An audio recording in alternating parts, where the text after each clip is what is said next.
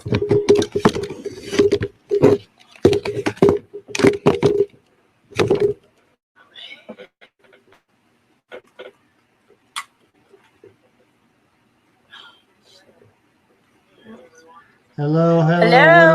We're live, Coley. We're live. Great, and everybody hear me? There's a little bit of an echo, but yeah, welcome everybody. Do we have everybody? We got Tim Mothman, we got Drew Banky. We got some exciting news tonight. So welcome to our new Subnation X. So basically, how do you guys want it? You guys. Tim Mothman, why don't you take it over first? You give your introduction. This is like brand new, you know. So this is our premiere, our grand premiere right now. So we're gonna have a few technical difficulties on my end. I'll assure you of that. But we got Drew and Tim here, so that's great. And, you can just call me Tim Mothman. I've been interested in since I was a little kid. I grew up near Roswell. I used to work on Holloman Air Force Base. Tim, move closer to the microphone. I've had several sightings in my life, so this is just a subject that's always interested me. And I'm not an expert or anything, but I like to get into the woo. You are an expert. What are you talking about? You definitely are an expert. I love it because you bring a lot to the table. You know, a lot of people, like especially, you know, in our chats, and you've gotten to know things from the inside out. Yeah, I've met a lot of people through these various chats. That's for sure. My world got a lot bigger. You know, I have friends all over the world now. Just because of hanging out in this community, and I've met a lot of these people in person too. So it's been life altering. Absolutely. And Drew, without do, I don't know why mine's echoing. Yeah, Drew Banky been rolling around the circuit for a while since 2019. I started public speaking and. Yeah, just doing different interviews, in-person conferences and radio shows. And I do the weekend after-hours report over on Spaced Out Radio every Saturday and Sunday on the third hour with Rob G. That's where I'm at now. And yeah, got a big interview coming up, going to Vegas in January to be on the Digital Social Hour podcast with Sean Kelly. And yeah, I'm finally starting to get in touch with Sean Ryan, and got in touch with his booking agent, and been talking back and forth with him. So that's only a matter of time. And got 3 chickens today. That's some other big news in my life on the farm. And yeah, man, I just love to have fun and talk about UFOs and consciousness and psychedelic connection and all that good stuff. So, yeah, we got some exciting guests tonight that's here with us. And in the future, we're going to get these kinks worked out. We're going to be there on time next time. I guarantee it. Oh, yeah. Barely hear you. Can barely hear you, Nicole. You barely hear me? Okay. How about now? You're so echoed. How about now? No? That's pretty good. How about now? It's echoed. Now? Nope, echoed. I think you got some type of feature turned on. Yeah, it sounds like you got some reverb or something.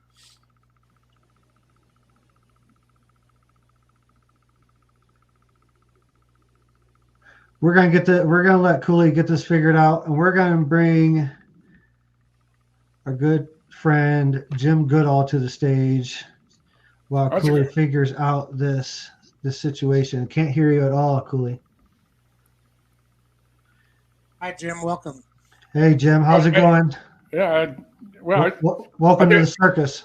Other than I got banned at X for basically saying, the punishment for treason is death. And they were accusing me of threatening people. well, you commit treason, you're threatening the country. So this is the third or fourth time they've blocked me or banned me and whatever. And I think I may just say to hell with them. There's a lot of people on there I know and a lot of people I like, but I put up with the crap from Facebook forever. My worst year was 2014. Out of the 52 weeks, I was banned for 41 of them. Oh, wow. Yeah. And some of them, it wasn't a whole week. Maybe it was 72 hours. Maybe it was, 24 hours. And I just don't give a crap. I mean, I really don't. They shouldn't, this is an open platform. There should be no, you threaten someone personally. Now they blocked me because I referred to the butcher of Benghazi as the butcher of Benghazi. It's crazy. And apparently someone didn't appreciate that. And I know they don't like my comments about Skid Mark and Big Mike. I coined the name Big Mike for her or him just almost when they began their first campaigning. She just looked too much like a guy. She's bigger than most guys too. But I like my new name for his boyfriend, Skid Mark, also known as BHO. What's your thoughts about Trump mentioning UFOs on the Rogan interview? Oh, that just tickled the hell out of me. He's going to do a lot of things that are going to be very, very exciting for this country, unless, of course, the deep state steals the election again. But that's my opinion, and I don't know. I am so sick and tired of listening to the harpies and the butthurt people and the Karens out there and the Drews, I guess you'd call, would be the female version of a. Hey, now watch it. Oh, I'm sorry. I really. As soon as I said, I looked down and it was, oh shit. So, but we're having a good time. Yeah, but I'm tired of the commercials. I'm politically active as far as I respond to a lot of them and I comment all the time. To the point of being a pain in the ass. But every hour I have to go on my phone messages, and it'll take me 20 minutes to erase them. I mean, to individually go through and get rid of them. Yeah. And I wish there was a way I could just say select all, but on the if they leave in a text message, you can't do that. Yeah. So, but I'm buying a new computer next week. My Mac, I've had, it's a 2017, probably have about 10 million miles on it. It's slow. It freezes on me. So I'm going to get a new M4 processor, and they only have a 24-inch monitor now. They get rid of the smaller ones and I have a 27-inch. But they say it's full frame. It goes to the edges. So I'm looking forward to it. It costs more than my Nikon 850. But it'll probably be my last computer. Oh no, you ain't going nowhere. You gotta keep you around. Hey, I haven't been snooping around Area 51 yet, so you gotta stick around. Well, I memean, if I could find someone with a 4-wheel drive, or a pair of quads, because there's a way to go from the Rachel side there's a way to there's a track over to get past the camo dudes that are illegally signage out a mile from the border. They have no jurisdiction outside of the physical parameters of Area 51. They can intimidate you. They can if they pull a gun on you, that's a serious thing. I don't think they're going to shoot you. Too much paperwork, unless they drag your butt into Area 51, and there isn't a legal entity that can go in there and retrieve your body, even if it's laying 20 feet on the other side of the fence. I mean, you throw some grappling hooks in there to try to pull it over, but the coyotes will get to it first. No, it is a. There's a lot of characters in and around Area 51. There's a lot of people who don't know their ass from a bucket of spit. And I've been snooping on Area 51. I mean, I didn't realize it until probably 30 years later, but I was actually in Area 51 in April of 1964. I was there for 5 hours, and I didn't see anything. I heard stuff. I mean, I heard some. That's when you were still in the service. Yeah, I had turned 19 right after I got to Edwards, but I saw my first blackbird on March 10th, 1964, and at the end of the month I turned 19th. I was an 18-year-old two-striper, and it changed my entire life, or affected my entire life. I became a pain in the ass to a lot of people, especially at DOD, CIA, Air Force, Lockheed.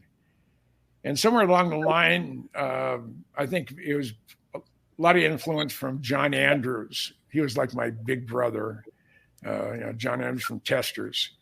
He's the one who introduced me to the infamous, the late, the great John Lear. And John and I were friends, 45 years before he left us. And he probably went off in a UFO somewhere. But I saw him about 4 months before he passed away, and I just felt so bad for him. He had no energy. He had gained an incredible amount of weight because he was really immobile. And it just breaks my heart to see this guy that, John and I were the first to go up the top of Whitesides. And because John has really bad feet, he was in 2 for sure, 3, I think, airplane crashes. One of them, he actually wrapped his feet literally where his toes touched his heel on the rudder pedals when he came in.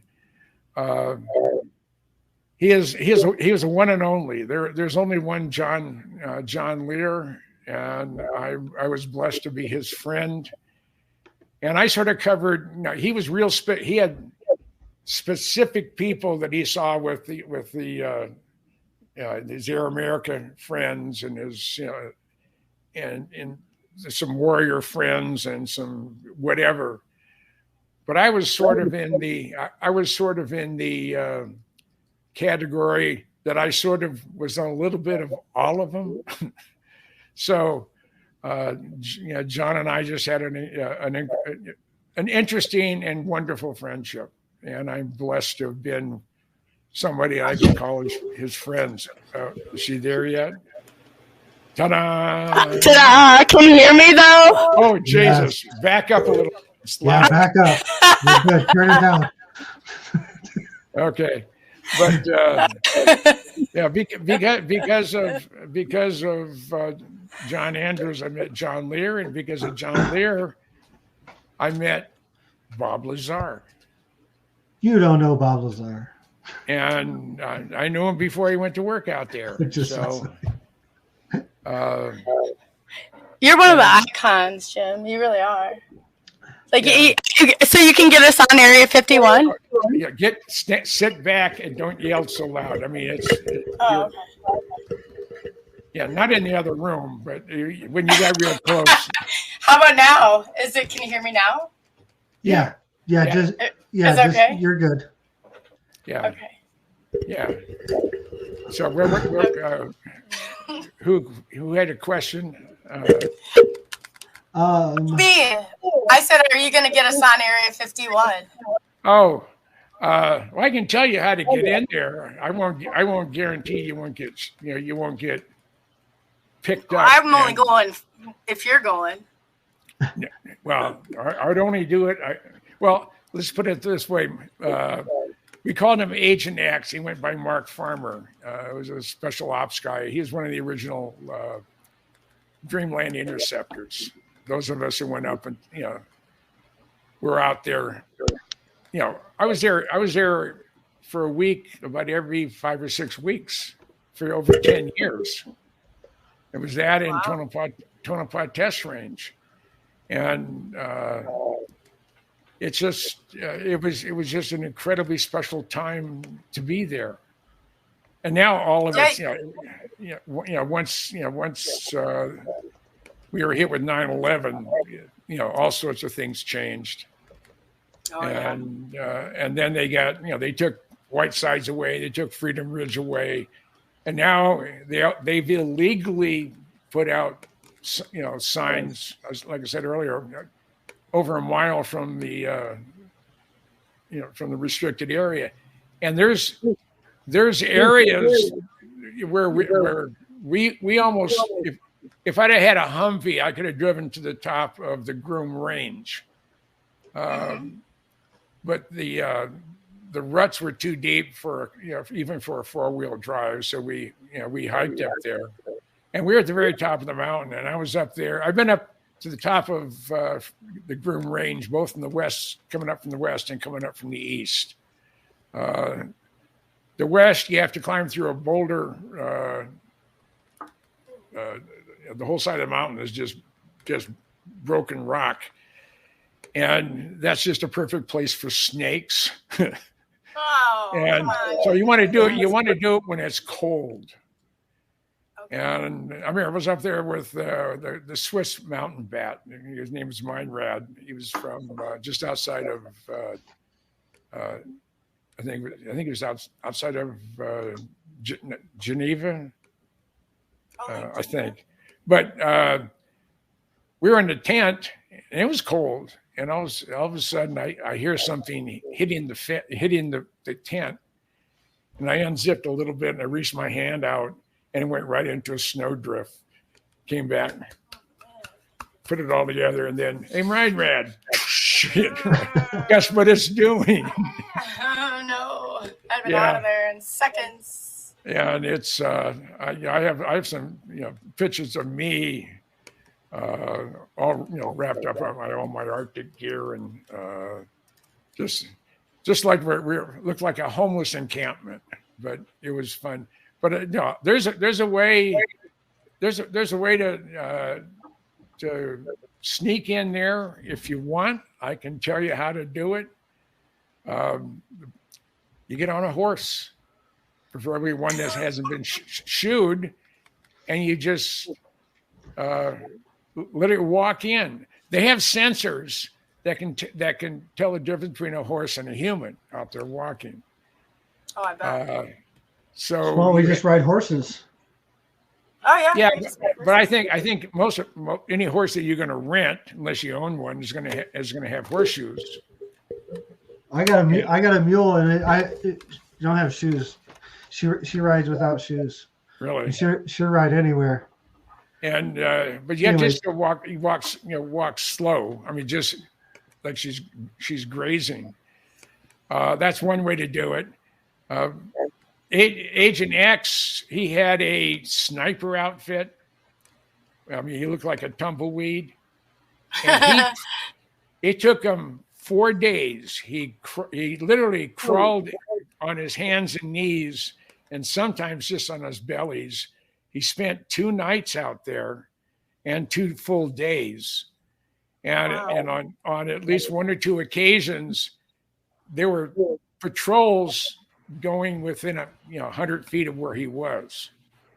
Wow. And he said it's real hard if you got to take a pee. How do you do it? And of course, you had to bring all your water and food, and you're going to be. I mean, it was a 4-day trek. I said, "Well, how do you go take a dump somewhere?" He said, "Yeah, but you got to try to hide behind something so they, sensors don't pick up and they don't hear you." But and that was in the 90s. Today, I don't think you would get by with that. But you can, if you decide to go in, if you get I had the fraud that I was married to she wasn't good for a lot of things. She was the gorgeous. Fraud I was married to. She was gorgeous and she was sexy, but she took me literally for everything, except my sense of humor. Oh but I got two survival blankets, is day glow orange on one side and silver on the aluminized on the other. And I sewed them together. I had her sewed them together, and then she had a girlfriend who had a quilting machine. This is when I lived on Whidbey Island, and we got it all quilted. And then she made a poncho for me with it. So I was going. The one thing the Payfox have, they have infrared scanner on there, so they can look for anybody hiding. And I'm so darn hard of hearing, I probably wouldn't hear the helicopter even if he just came right on top of me. But I had this poncho. It's 30 degrees out when I left the little alien, and this is like in January or February. This is back in the 90s, and I made it about 3, maybe 4 miles in. There's these washers, and they go like this coming off the Groom Range, which is really what they call it, the Sky Island. It's not part of a mountain range, but we have them all around here. The Catalinas are Star Islands. Oh, okay. And I realized I've seen enough. Every bit of photography that's available in and around Area 51, and those were washes. And after I went over about 4 of them, I realized I probably have about 5 or 6 more to go, and I was literally sopping wet from sweat. Oh, wow. I was because I had the front of the poncho open. I didn't have the hood up on it, so I'm not enclosed in it, but I was generating an awful lot of anxiety, I guess you'd call it. And I got in there, and then finally I sat down. I thought I heard something, and I pulled everything down and scrunched into a ball. And then I didn't hear anything, and it was something long way away. And it was just the way the sound traveled out there through some of the canyons. So I hightailed back, and I decided, I know I have a real strong heart. I've been on the stress test, and he said, "Hey, for an old guy, you have an incredibly strong heart." So I knew even when I was, 30 years ago, I wasn't going to have a heart attack, but I know I wasn't going to die of anxiety. I just didn't want the camera dudes to come up and all of a sudden hear, "Don't move." Right. Oh, and man. Yeah. So you can get in there. We're going in. Well, the best thing to do, because everything that all the spooky stuff that takes off out of Area 51 takes off to the north. So if you're at the fence line before you get to the bombing range, and there's a big tree you can hide under, make a campsite out of that. But that's where you want to be. So if anything's flying, and you don't want to be directly in the path, you want to be off just a side of, at least a mile off the flight path. And there's a perfect place. If you had someone with a white 4-door pickup truck, you could pretend like you're going to the watering trough. You can drop everybody off, and then that person who's driving you in there, because anytime anything drives off the road, the guards at the bombing range will call security. and said, we have someone going over there, so you may want to take a look. And if it goes up to the water trough and it's up there, you're up there for 10 minutes or whatever, and you don't let them see any other bodies than one. And then as you drive out, there's a depression where you drive down in where they can't see you. And that's when you drop everything off. You drop the tents, you drop the the camouflage netting, the food, water, and then it drives out. And maybe it goes back to Las Vegas or goes to Tonopah, the town of Tonopah. We'll have to get one of those costumes, like the horses, you could be the fed and I'll be the Who's going to be the ass? Yeah, well, definitely. Thank you, Drew. Go ahead. Yeah, we're going to bring in our friend Steve Bassett here. Yes. Steve Bassett is the executive director of Paradigm Research Group. He is a political advocate, disclosure advocate, and the executive director of Paradigm Research Group, founded in 1996 to end a government-imposed embargo on the truth behind extraterrestrial-related phenomenon. He's been featured on CNN, Fox News, MSNBC, and the Washington Post. He's done over 1,200 interviews on radio and podcast. Let's give it up for our friend Steve Bassett. Thank you. Yay! Howdy, folks. Oh, Steve. Oh, yeah. There's an applause. Mine's a little late. How you doing? Great. Great. I said we got two icons on, Jim and you. And I really thought it was, I've seen, I'll just kind of go into it a little bit. I always watch Stephen Bassett really closely, and all of you really closely, not creepy way, but I noticed your kind of tone has changed a little bit, Steve, because last year when I had interviewed you, you weren't so optimistic about what was going to go on, and now it seems like things are starting to change. So, last year, you mean about the same time? About the same time. Mm-hmm. Let's see. I got to go back. Let's see. Last year, we're talking October. Grush came out in July. I know what happened in October last year is that the All-Comprehensive Disclosure Act that Chuck Schumer and Mike Rounds put into submitted for the NDA. Sure. That was essentially stripped of most of its important parts, the powers, right? I did set up some things. It did advance the issue and advance the congressional involvement and set up the archive office or the archive section in the National Archives, which is there now. If you go to the National Archive website and you search on UAP, you will get to it.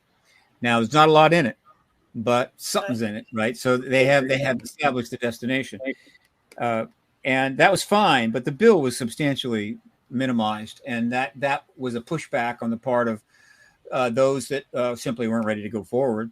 So I'm sure I was responding to that. It was a bit of a setback, but lots happened since then.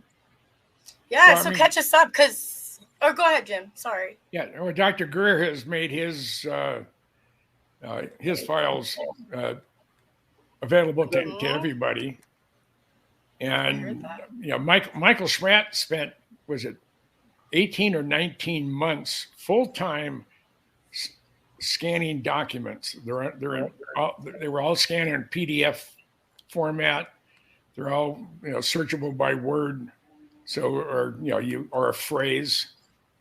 And it's everything that Greer had, which was a ton. Everything that Michael Schratt had, which was a ton. Plus, he went to the archives there in Roswell,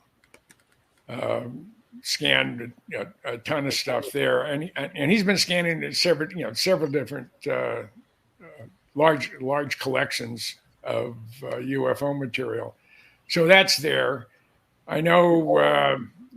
Was it on December? I think it's December 12th. the Cousin Brothers are going to have the disclosure event. This. Oh, really? Yeah, I mean it's they've been working on the movie for or the documentary for 2 years. Smiley faces in it, and it's. I saw bits and pieces. I posted on. I have the dust cover, if you want to call it that, on my Facebook homepage, and it's supposed to come out. And also, I was talking with Luigi, who's doing Bob Lazar, the original whistleblower, and they're shooting for right around Christmas. They're not. There's a lot coming out around Christmas. That's they're. I mean, they've been working full time because I said, hey, I haven't. I've seen people post some stuff, but I haven't seen anything from you. And he said, no, we had whatever's being reposted is older stuff. Oh, okay. And he said, I had said, you're on the top of our list of when something's sent out, because I know I've been invited to the world premiere. Oh, you're gonna go, right? Oh, absolutely. Do you need a date? My wife probably wouldn't approve, but then she'd probably forget about it anyway. So we'll get maybe a +2 or something. We'll sneak in there. Yeah. But there's a number of people that I bring in with me. And am I one of them? Or you could be. I mean, I'll know more as we get close. We don't know what the venue is yet. Luigi said, "I'll go anywhere." Yeah. Luigi said that they're trying to negotiate to get the Sphere in Las Vegas for the world premiere. Oh. Now, I mean, that may be just a dream, but the world premiere will be in Las Vegas. Whenever it is. So I have no problems doing that. That's fascinating. He's done a lot with that. And then too, Steve, with the Hollywood disclosure, you want to fill us in on all of that that's been going on? Well, the Hollywood Disclosure Alliance is growing. It's up to about 175 members, founding members, not split evenly between Hollywood founding members and UAP. And it's doing what it was created to do. It's making it much easier for people in the content creation industry to find people in our world in order to make content that gets it right.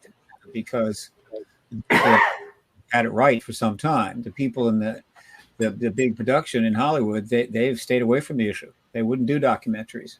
That's just started. That's finally starting as they're waking up. But they're not drawing on the resources that this field has created, and it's we're trying to bridge that gap, and it's happening, and it's helping to generate projects. There's another project just landed. It's not an HCA related thing. It's not one of our members, but J.J. Abrams' Bad Robot just dropped the follow up to UFO, which was a 4-part documentary that was the highest rated show on Showtime.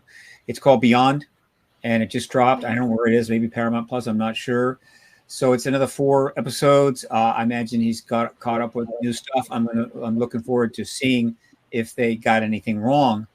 And maybe I can find out who are their consultants. But again, I'm concerned that they're just not respecting the work that was done by just citizens without money. Wrote all those books behind me and did so many docs before they would put their money on the table. So we'll see how that goes. But it's inevitable that the Hollywood and the entire film industry is going to jump on this with both feet. And hopefully we'll all be able to be part of that. And that'll be nice. So who's representing them? Is it, do they have, I'm trying to think who, off the top of my head, like,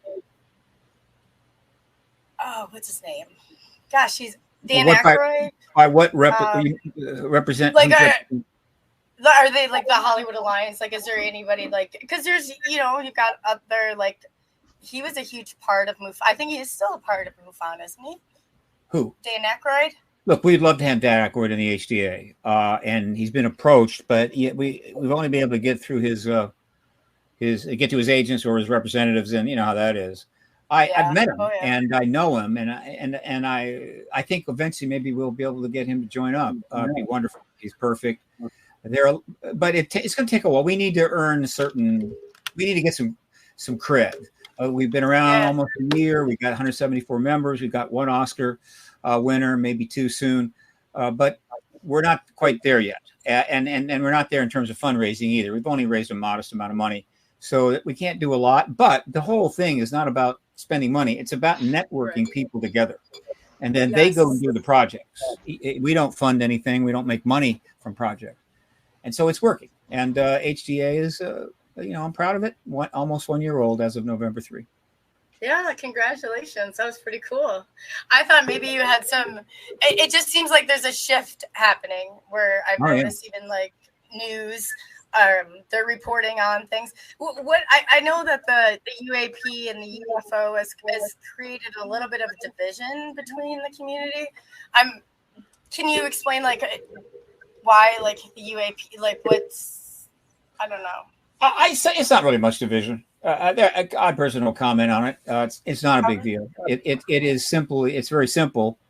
In order to get the Congress involved, in order to get the level of journalism we needed to stop using the ghetto language that the government forced on us, right? I say forced on us. In other words, we chose the language in the early days. I mean, flying saucer was used in the Roswell Daily Record, right? The article. They found a flying saucer, and then they emptied the saucers. But saucer was no, we can't do that. So Ruppel came up with UFO. That's fine. It's kind of funky. And then the government's job after that was to just throw as much derision on that term as possible, so that when you use it, you immediately diminish yourself. This is classic ghettoization techniques where you isolate people and ideas. So the UFO just got was heaped on the UFO with all this derision for decades. Now, in order to move forward, we need to ditch that term, at least sidelined a little bit, and we brought in UAP. Unidentified aerial phenomena meant exactly the same thing, but it didn't have the stigma. So a journalist or a member of Congress could say UAP and not be concerned that, oh, well, what are people going to think? So we made it mainstream. Now, what is fascinating is that it only took about 3 years, and before you know it, UFO came back. Now, this reflects the fact that people have known about this subject for decades. There's a huge number of people that know it's true. And so while UFO is a problem, for most people, it wasn't a problem. And very quickly, it came back. And we started seeing members of Congress use the term UFO. It turns up in mainstream articles, and now they're interchangeable. And what that means is the stigma on this issue is almost completely gone. It's just almost not there at all. And that, of course, means big trouble for the truth embargo. Yeah, it is true. I had heard someone said, if they say UAP, it's ours. If they say UFO, I'm talking about government talking heads. I understand. Yes, but I do have it from the more or less the horse's mouth that 95% of what we're seeing is man-made. Well, I'm talking to a different horse. Yeah, I think 95% we see is non-human.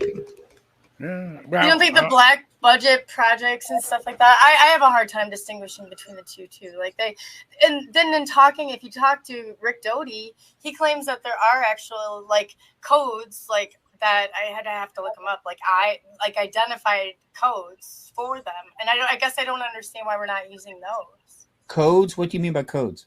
Like the brevity codes, you know how they're UAP, UFO.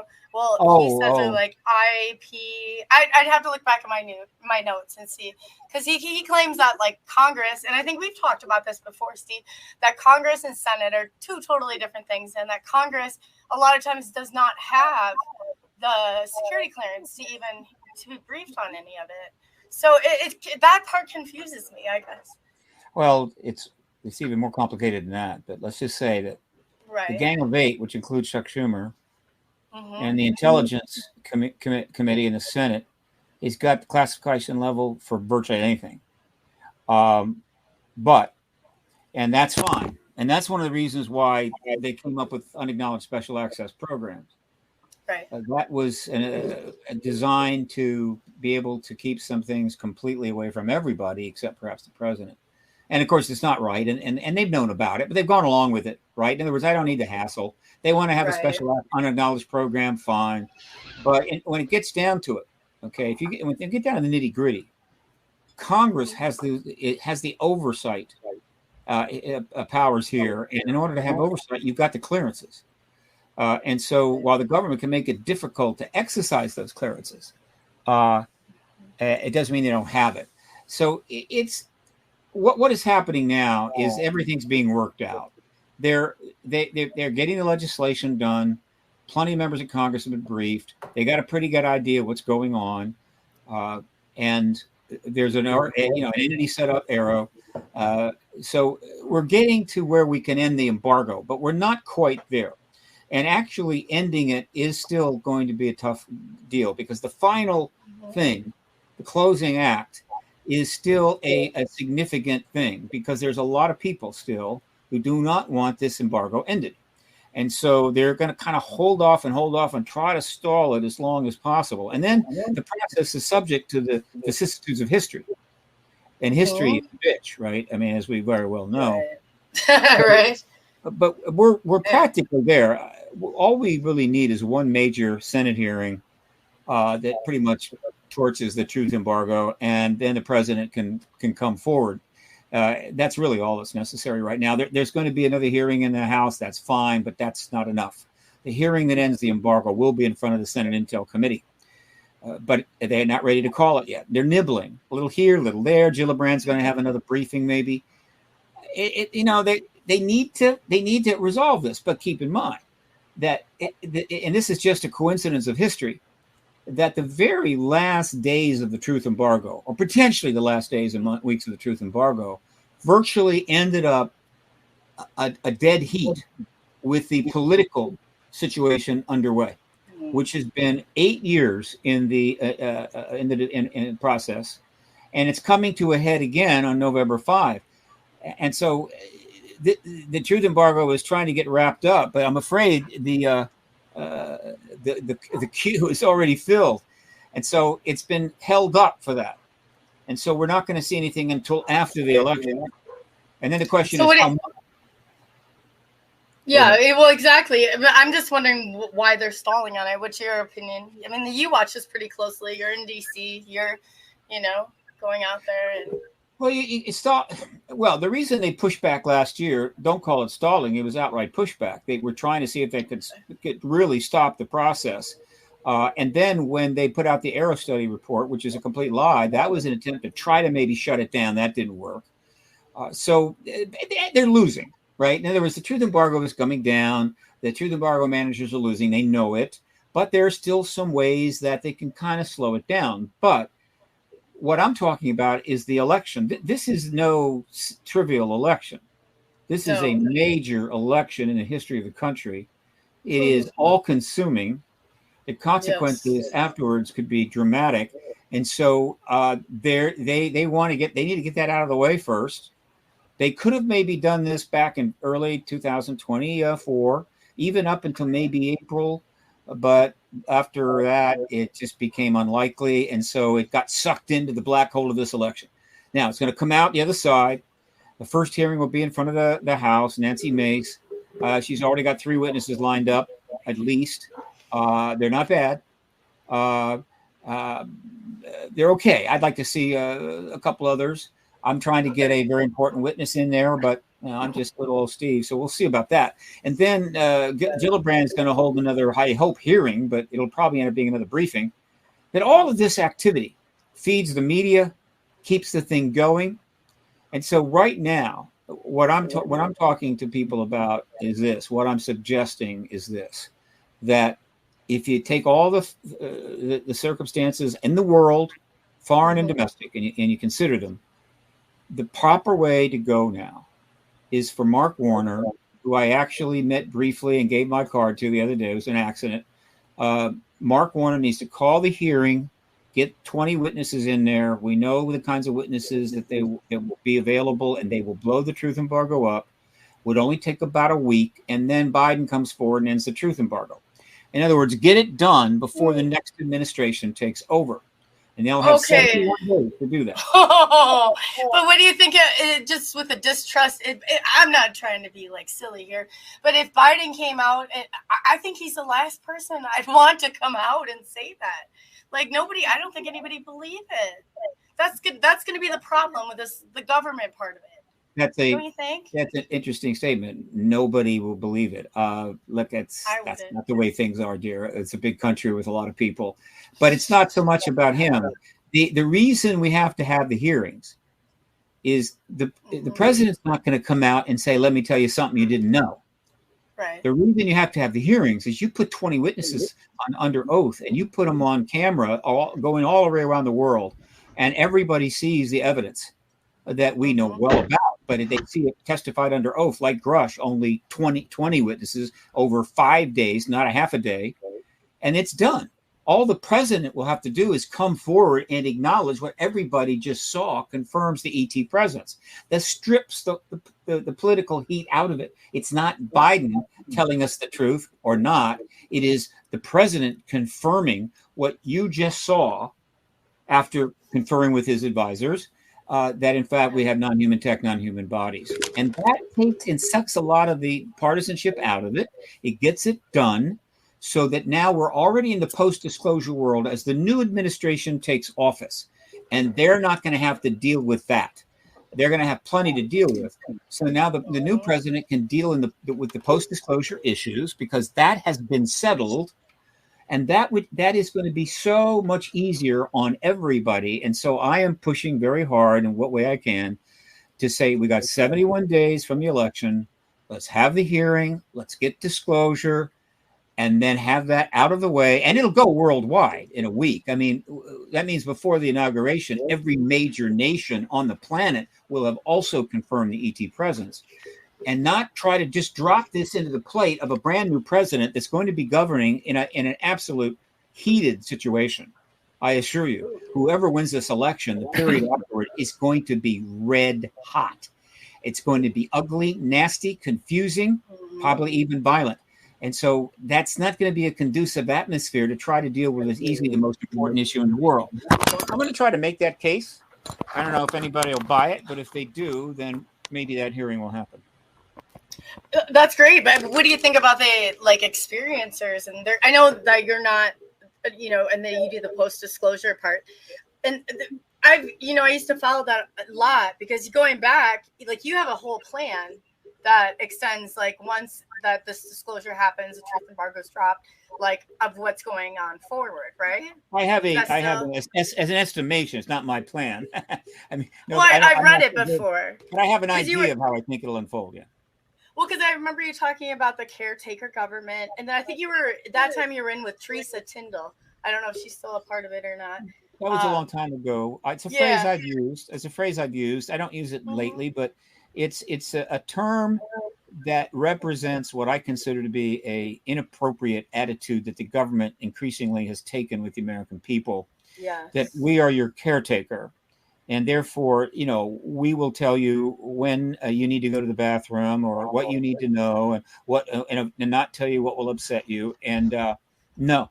Your job is to defend us against all enemies, domestic and foreign, and see to it that that services and so forth are provided. Your job is not to play babysitter to the American people. I don't use that phrase as much lately because I'm trying to be a nicer guy. No, I love it. You tell like it is. That's what I appreciate about you. Is that you're right out there. That's great. I'm just wondering. I guess they're from being in looking at a little bit different perspective.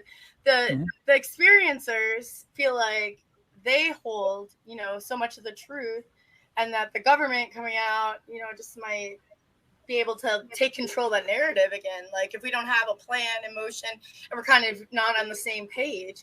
And that's why I think it's really good to bridge the two, because you're very important and Jim's very important and you're so I figure if we can bridge the gap here, somehow that maybe we stand a better shot. Well, not exactly. No. Okay. It's really a fairly simple. It's a very simple equation. Okay. I've acknowledged the contactees and so forth for years. I have no problem doing it.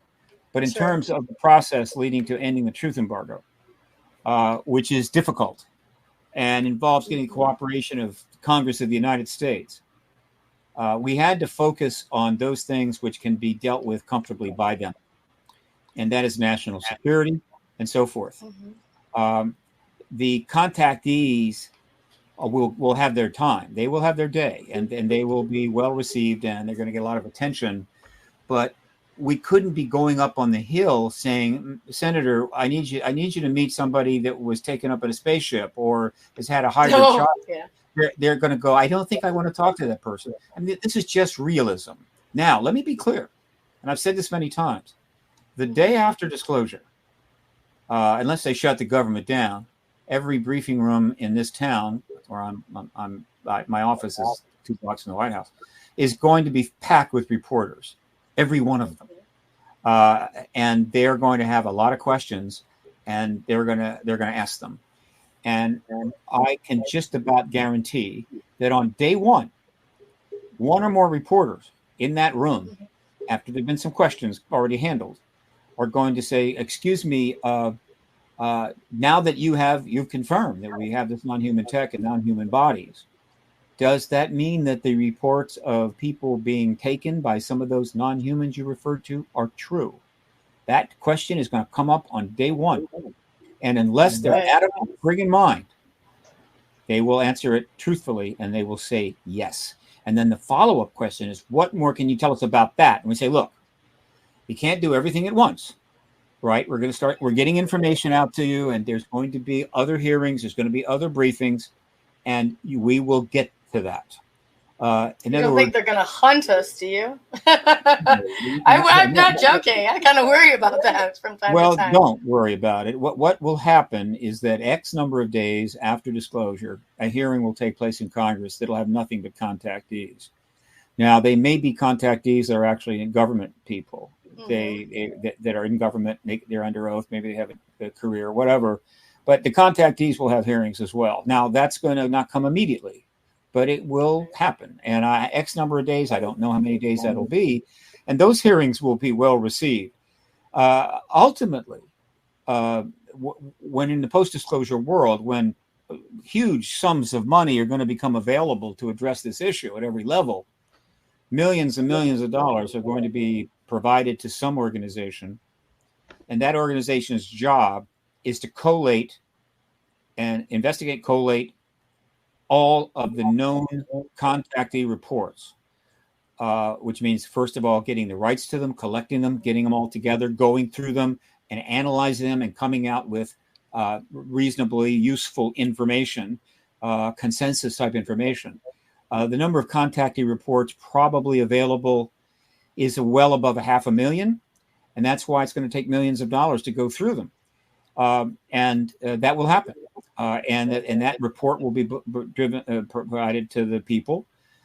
And then one of the things will come up fairly early is, what is the government's position on these events?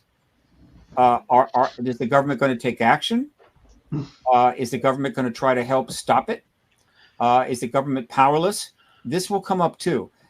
In general, the inside people have a certain timeline. They think, well, how long it'll take to get to this, and how long it'll take to get to that, and when will the contactees come into play? And whatever the timeline they think they have, it's going to be a hell of a lot shorter than they think, because they're not capable of understanding or appreciating the unbelievable attention and engagement from the world's people they're going to be facing off. And when you're talking about 8 billion people with a significant of them, their hair's on fire, and they want to know about this, the idea that you're going to hold them off, give us a couple of years. No. So that timeline is going to be much shorter, and we're going to move pretty quickly, I believe, to get through as much as possible. At some point, the equipment will come out. We'll see the tech. That could be in the first year easily. But I'm speculating here. All I can say is that once the gates are open, they can't be closed again. Right. I agree with that. definitely. So have you been in contact with other countries, or how, like you said, that they'll get involved or they'll come forward, or is there anybody not part me. of the alliance? No, not me. I mean, there are people in research in other countries that are kind of on my list, and they get my information. But there isn't. Other countries are not reaching out to organizations by and large in the U.S. saying, "Let's partner up now." You will see that, but by and large, the rest of the world, and by default, I include China and Russia, are just kind of letting the U.S. do this. It's like, look, you do it. I don't understand that, but yeah, definitely. Well, because that was the way it was set up. That's the way things started a long time ago. And why rock the boat? It's our card to play, unless a autocratic country like Russia or China decides. Yeah, Russia. Oh yeah. Well, you know what? I guess we're kind of gone over break here. So, but I have some questions about Russia. I always have to ask you about Putin and stuff too. Since I think it's fascinating that you had a chance to meet him. But yeah, so we're gonna go ahead and take a quick 5-minute break. If everybody, I'm so engaged in this, and we're finally back on track. So this is wonderful. All right. So back in 5 minutes. Back in 5 minutes. We'll be back in 5 minutes. Yeah. Right. As soon as I'm a little technologically Drew, help. No, I'm just kidding. I don't know about this. I don't know. Oh, we don't know. I got it. I think I got it. Maybe.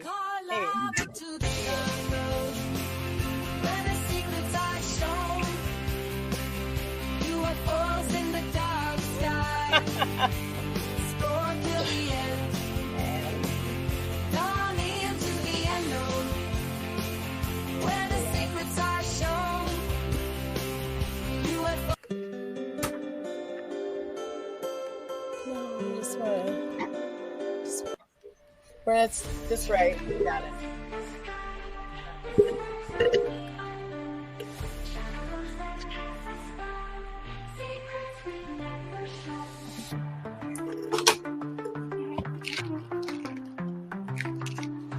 Interviews from distant stars, questions we dare to ask, footsteps and forces afar, mysteries in our grasp, UFOs and things unseen, paranormal in the in-between,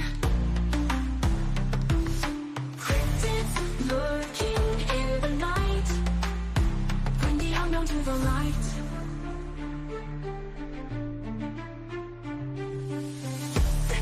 Of Sasquatch roam, legends of eerie moans, footprints that lead us home, signals from cosmic zones, aliens and haunted ground, phenomena all around, lost truths waiting to be found. In silence there's a sound, UFOs and things unseen, paranormal in the in-between. Lurking in the night, bring the unknown to the light.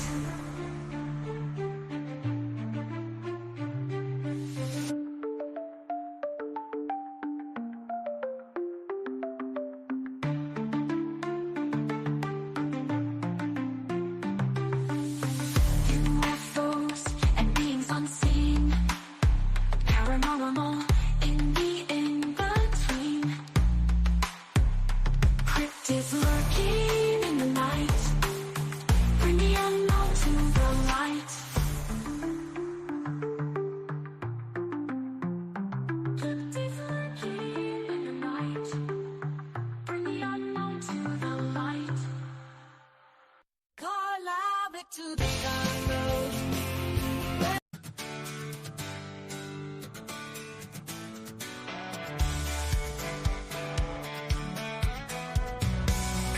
Tim on the radio waves, Helix rocks where the mystery plays, talking about the world beyond our own, UFOs and creatures that roam, alien the night. Cryptids hiding just out of sight. Sasquatch calling from the wild. Awful tales that'll drive you wild. Join the show, take a journey untold. Mysteries wait, stories unfold. Coley and Tim, they lead the way into the unknown. Let's drift away.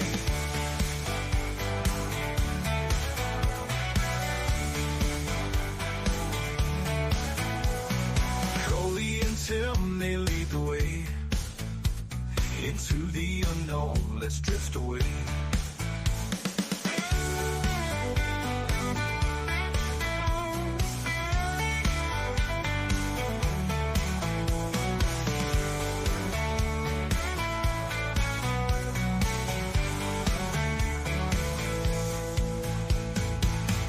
Tim on the radio waves. Helix rocks where the mystery plays. Talking about the world beyond our own. UFOs and creatures that roam. Aliens and ghosts in the night. Cryptids hiding just out of sight. Sasquatch calling from the wild. Awful tales that'll drive you wild. Join the show, take a journey untold. Mysteries waiting, stories unfold. Coley and Tim, they lead the way into the unknown. Let's drift away. Let's drift away. Let's drift away.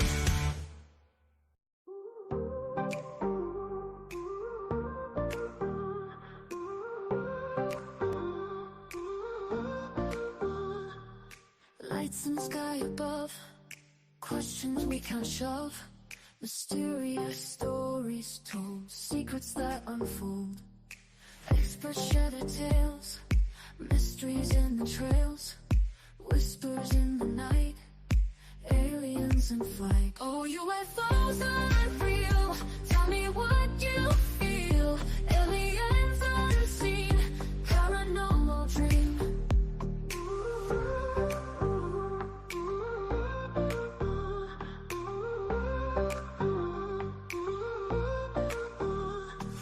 Cryptids in the woods, Sasquatch understood.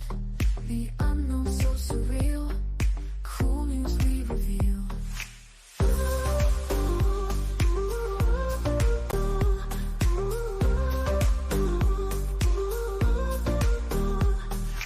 Experts talk and share, mystery everywhere. Beyond the skies we gaze, eerie endless maze. Oh, UFOs are real, tell me what you feel. Aliens unseen, paranormal dream.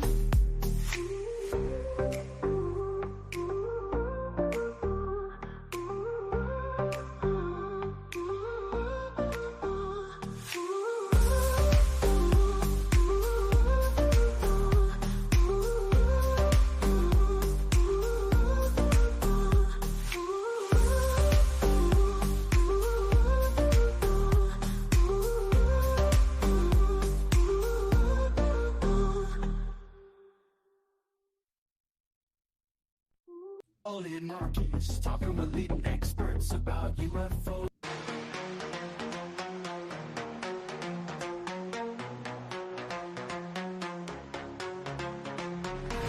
Lights up in the sky, strange shapes passing by, whispers in the night, the unknown takes flight. Aliens and dreams, paranormal streams, secrets in the mist, hidden truths persist. Tell me what's up there, secrets we can share. UFOs and stars, mysteries so far.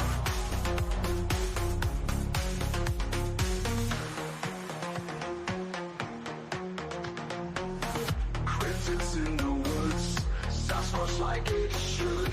Echoes in the dark, leave a lasting mark. Experts leading way, truths they need to say.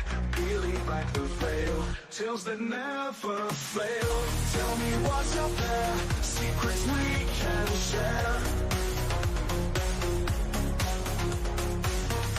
UFOs and stars, mystery so far, Mr. Far.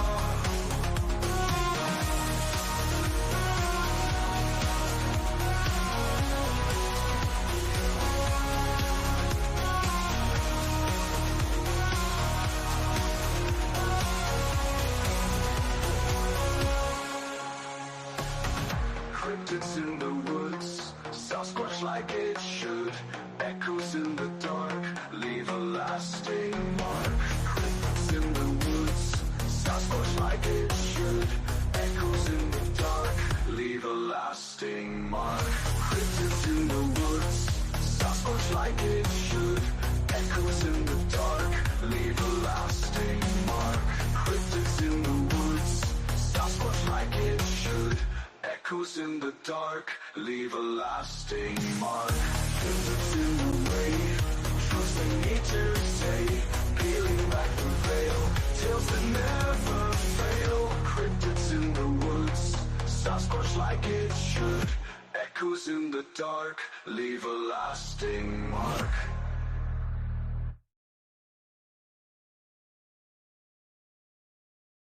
And we are back.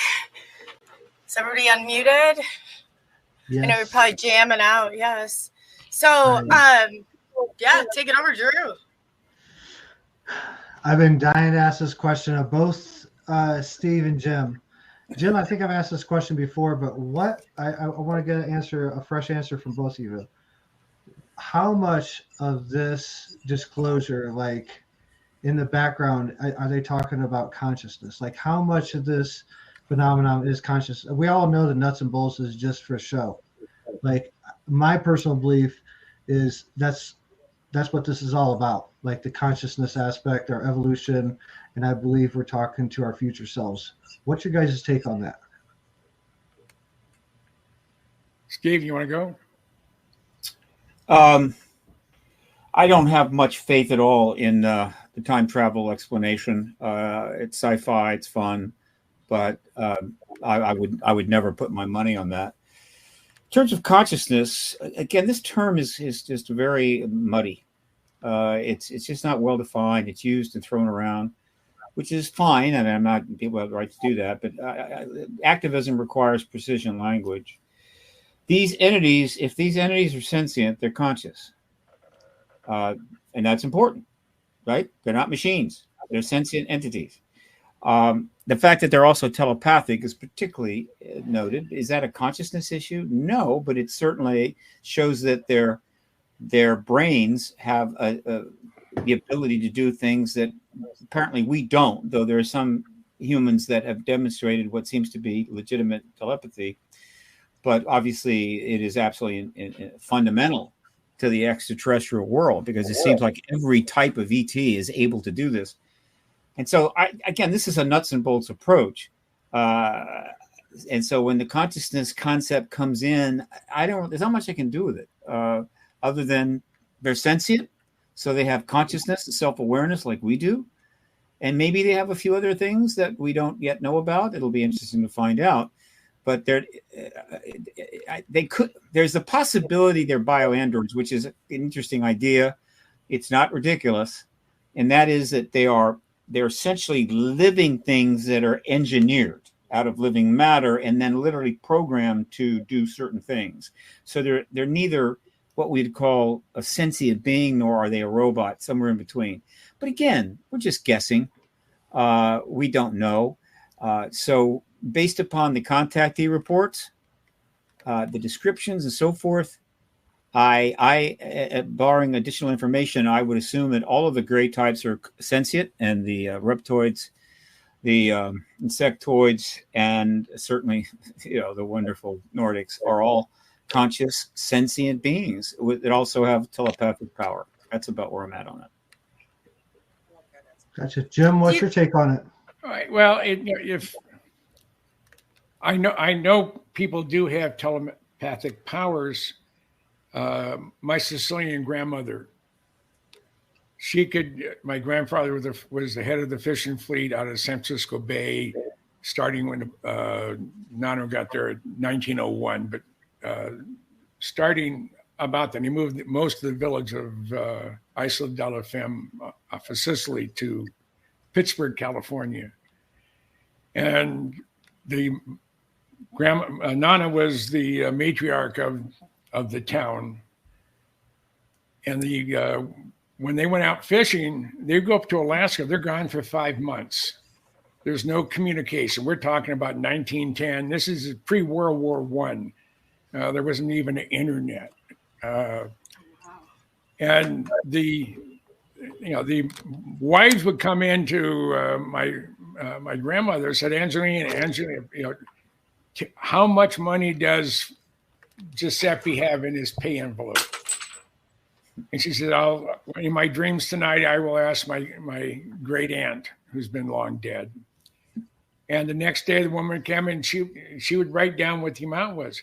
And Nana was always within a couple dollars, and everybody got paid totally different every time they went up to Alaska to go fishing. But the real kicker, my mom was there, and she verified it, and same with all my aunts and uncles were still alive at the time.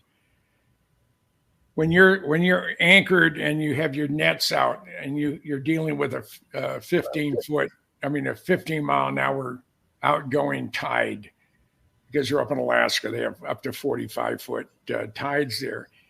And the water is so cold. It's in the 30s, maybe even the 20s, depending on where it's at. If you fell in the water, you're dead. They just continue, you're dead, because there's no way they could catch up with you. The current's too swift, and by the time they're dead, you die of hypothermia. And Nana woke up in the middle of the night screaming, Papa has fallen overboard. And of course, my mom, who was the youngest, and her other brothers and sisters were all in there, and said, Papa fell overboard, but he's okay. And so Nana wrote in her calendar where he fell in at about, she put down her time, because it happened he fell in at the exact same time that she woke up screaming.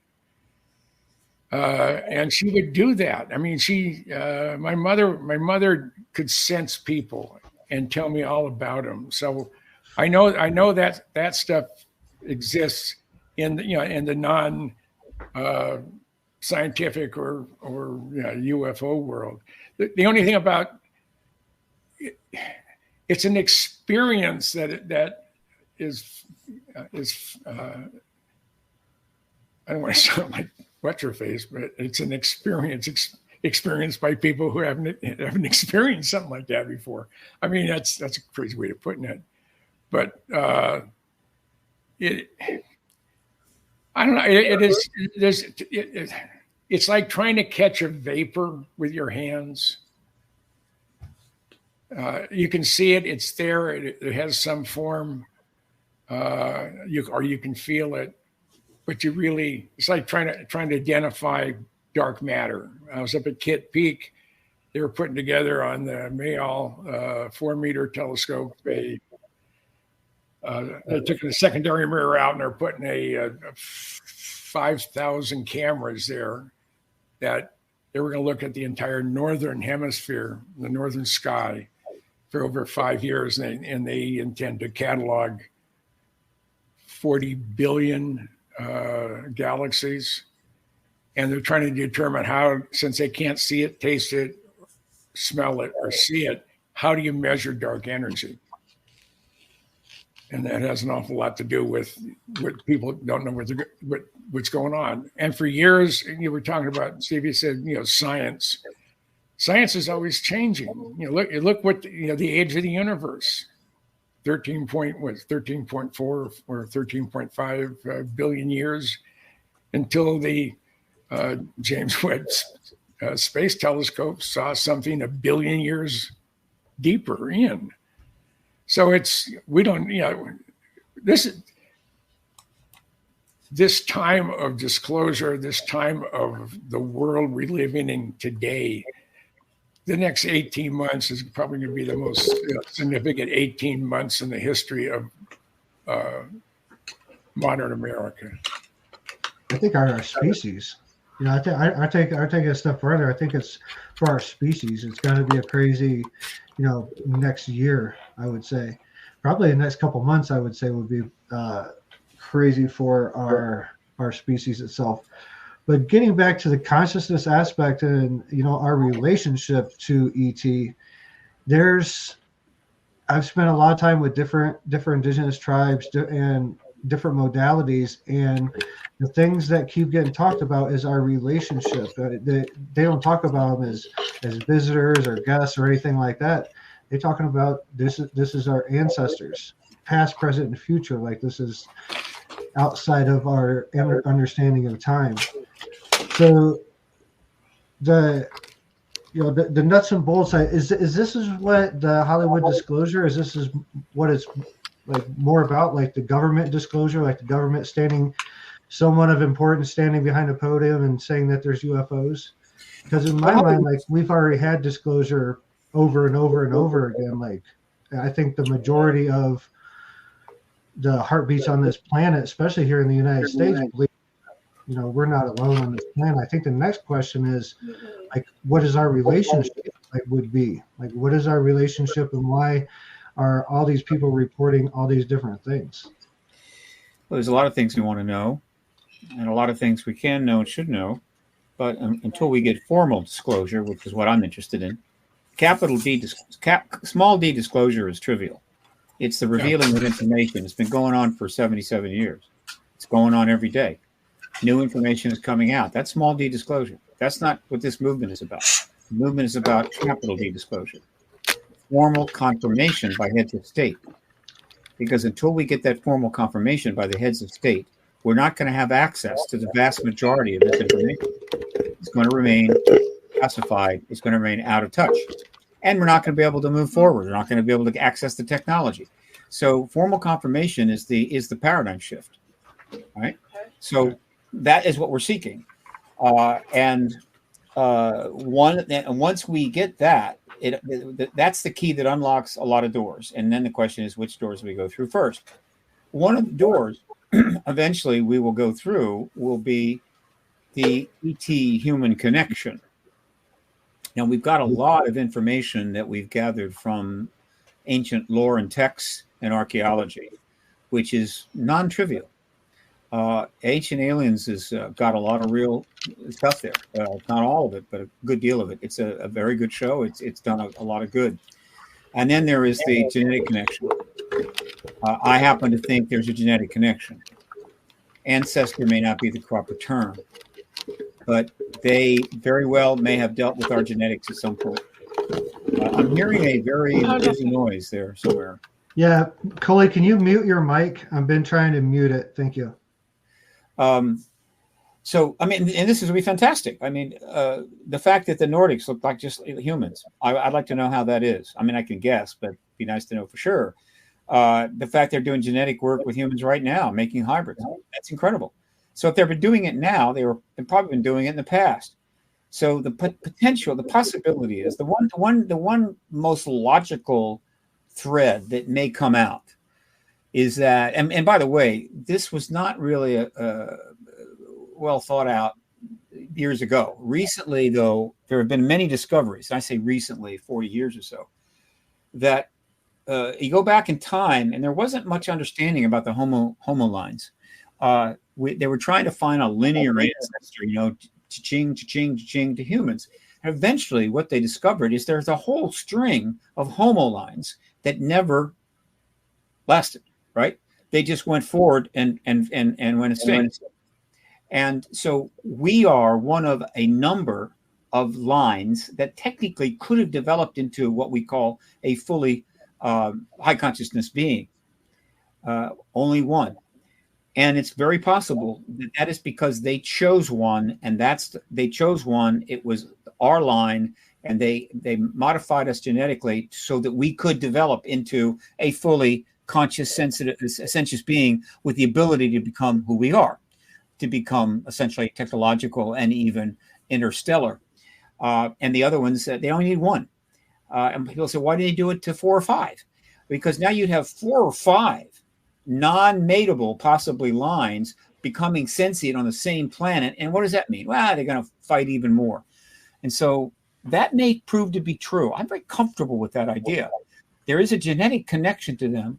I think it's complicated, but more importantly, I believe that if you just look at the ETs that are described, it's obvious, and this doesn't get discussed much, maybe in some books, but I don't read books much, in that there seems to be a genetic connection to every one of the entities that are described in engaging with us. The insectoids, the reptoids, the Nordics, and the Greys. And I'm thinking that can't be an accident. So what am I trying to say?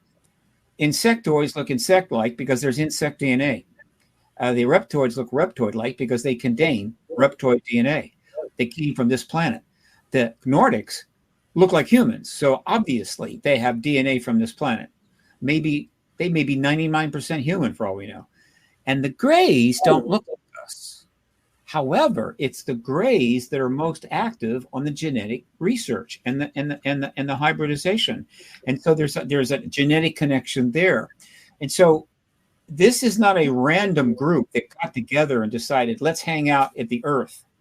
This is a group of entities that are connected to us in complex ways, possibly genetically.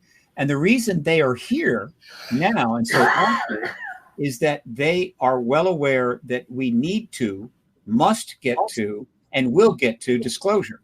And disclosure essentially opens the door to open contact. And they are the group that's on board. In other words, it's like a family reunion in a way. They are here because they have a connection to this planet that other entities may not have. And that's why they are here, as opposed to any one of countless other potential sentient beings with technology. This has not been discussed much, doesn't need to be discussed, but post-disclosure, it is going to come up. And we're going to start looking into this, though we may never get a definitive answer until we actually have open contact with these ETs and get thorough exchanges of information. Tim, what you got to say, brother? Or you'll be right back. Okay. I didn't hear you. No, I was Tim was making a motion. I was trying to figure out what was going on. So I think we got figured out. Okay. What, Jim? You got something to say? No, I let you know, I'm hearing impaired, so I miss things a lot. No worries. I am too. 9 years in the military to do it. But yeah, it's I think we're on the same page. I believe I believe there are ancestors, and I think there's a conscious connection. That's why I think we're at the verge of understanding that we're interstellar beings, and I think that's why they're here. I think we're on the verge of going through. That's what I was talking about earlier. The conscious evolution, whatever you want to call it. We're all starting to have deja vu more and more often. There's all these things happen in the 3D world around us that signify something major is happening. But yeah, I totally believe that this is a very important election. I think it's the election of our species. I was speaking the other night on SOR that I'm on Saturday and Sunday night about that. I had some visions a while back that Trump was going to be the last president of this current governmental structure, and when he lost to Biden, I was really questioning my vision. But now that he's running again, I think I'd be really surprised if he didn't win, and I'd be really surprised if there was another election after this. I think this is going to be the last election of our current governmental structure, and I think that's in a good way. I don't think that's like in a apocalyptic way. I think it's in a reset. I got something in my hole. What's your take on that, guys? Whoever can answer first. On a grim future or a bright future, or it's going to be. Yeah. Do you think the future of our government? How's it going? Well, Coley, we're back in a minute. I know there's a lot of people in Washington D.C. are really worried because Elon has already told President Trump when he said the budget's was 7.2 trillion. He said, "What I've been thinking is, I know I can cut 2 trillion out of that number." And he cut, I just viewed it from the fringes. But when he bought Twitter, he got rid of 83% of the staff. They had some hiccups, but it's working. Well, there's still too many people from Facebook in there, because I say I got banned from X for saying that referring to the butcher Benghazi, and that the penalty for treason is death. And now they assumed that I was threatening. I didn't name the person by name, so you must know who I'm talking about. So, and I don't give a shit. I'm almost 80 years old. I've had I've had a lot of doors slammed in my face, and I'm still here, and I'm still ornery. But one interesting thing I want to throw in there, as far as what is the potential of life outside of our solar system. I was a docent up at Kitt Peak National Observatories for a number of years, and that's when they were modifying the Mayall 4-meter telescope to do the dark energy research. But one of the our 2.1 meter telescope was utilized by Caltech for 5 years using adaptive optics. They shine a UV laser up in the sky, and at exactly 18 miles, it had to be a specific diameter.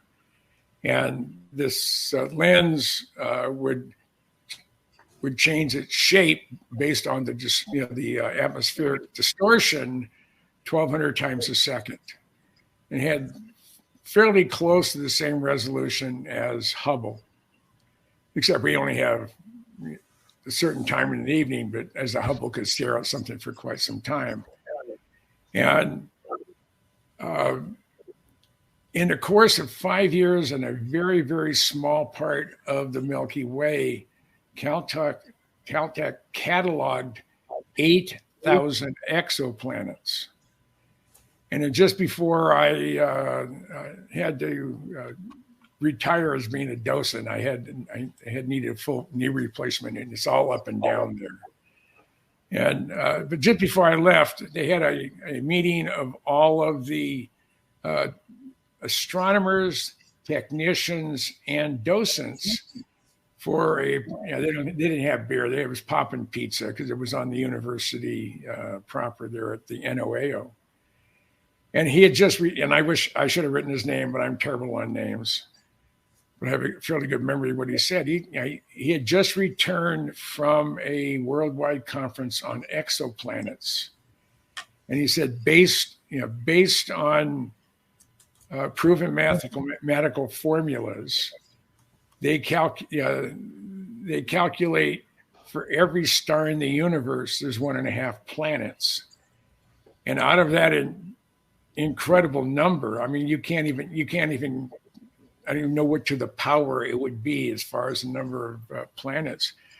But in that same conversation, he said there are 2 billion, and he emphasized, and that's with a B, there's 2 billion Earth-like planets orbiting a similar sized brown dwarf star as our sun in the inhabitable zone with liquid water. And my comment is that, to quote Jodie Foster's character in the movie Contact, if we're the only ones, what a waste of space. So, what you're saying is hope. Are they here? Yeah, absolutely. I mean, my boss, he retired as Major General. His name was Wayne Gatlin. He was a major, and he was flying F-94Cs, and I got a call there was a bogey over Lake Superior. This is out of Duluth, Minnesota. They launched 3 F-94Cs The object was being tracked by the Finley Air Force Station. This is the 1950s. And General Gatlin said, because I asked him, what do you believe in UFOs? He said, yeah, I chased one. And he said he was the lead aircraft. And every time his weapons system operator, his WISO, would try to lock on the weapons radar, the thing would just die. He'd have to pull the circuit breaker, reset it. And every time, absolutely every time they tried to lock on, it wouldn't lock on. So an F-94C can only run for less than 90 seconds on afterburner, unlike its big brother, the Blackbird, can go hour and a half. So you're very mission critical, you're very fuel critical, but they're heading towards Finley, and General Gatlin is talking to Finley on radio, and it's heading right towards him. And Finley says, yeah, it was coming right towards us. We lost it. And General Gatlin, who's squinting at see, and it was an orb. It was something that was perfectly round. He said it's directly over your geodesic dome, because they had to get protection from winter. It's on Lake Superior in northern Minnesota. It gets to 60 below zero up there. But and as General Gatlin started getting closer, all of a sudden this thing took off and went straight. He said it went straight up, and if you stared long enough, or you were in a tube and looked up, you could see the stars. But it was middle of the day. He said, and it was unlimited sight on that thing. So they saw it. I don't know how. They don't know when they lost track of it, but it was way the heck up there. And since it was directly over the Finley Air Force Station, they couldn't move their antenna to point straight up to look for it. So that's my assumption. Right? We have Dave Fruhoff chased one on an SR-71. It left him in the dust. I've asked to say that their tech is much more advanced than ours is an understatement. I say they very loosely, but everybody, when they go to a museum or saw it when they fly and say, oh, gee, that SR-71 is really an incredible machine. It's really high tech. But really, it was designed in the 1950s by an engine that was a generic engine for the Navy for a Mach 2.7 fleet defense interceptor. And Kelly just liked all the numbers on the J-75 and the J-57. They've used them on the U-2s. Do you think the SR-71 was reverse engineered from Roswell crash? Absolutely not. No. Not enough time? I've helped take one apart. Actually, I've helped take two apart. And that was 981 at Beale. That's when the C model, the bastard, that's at Hill Air Force Base. And of course, A-12 went number 128. That yesterday was the 33rd anniversary of flying from Travis to Minneapolis in a New York Air Guard C-5 with an A-12 Blackbird inside, with me in the cockpit of the Blackbird for about 45 minutes. That was my claim. I called Ben Rich when I got home. I said, Ben, I got something. You won't believe what it is. I said, what is it? He said, I have a Blackbird record that no one will ever touch. I said, what was that? I said, I sent you a shot of 128 being late, put into a C5. We had about an inch of clearance, inch and a half of clearance.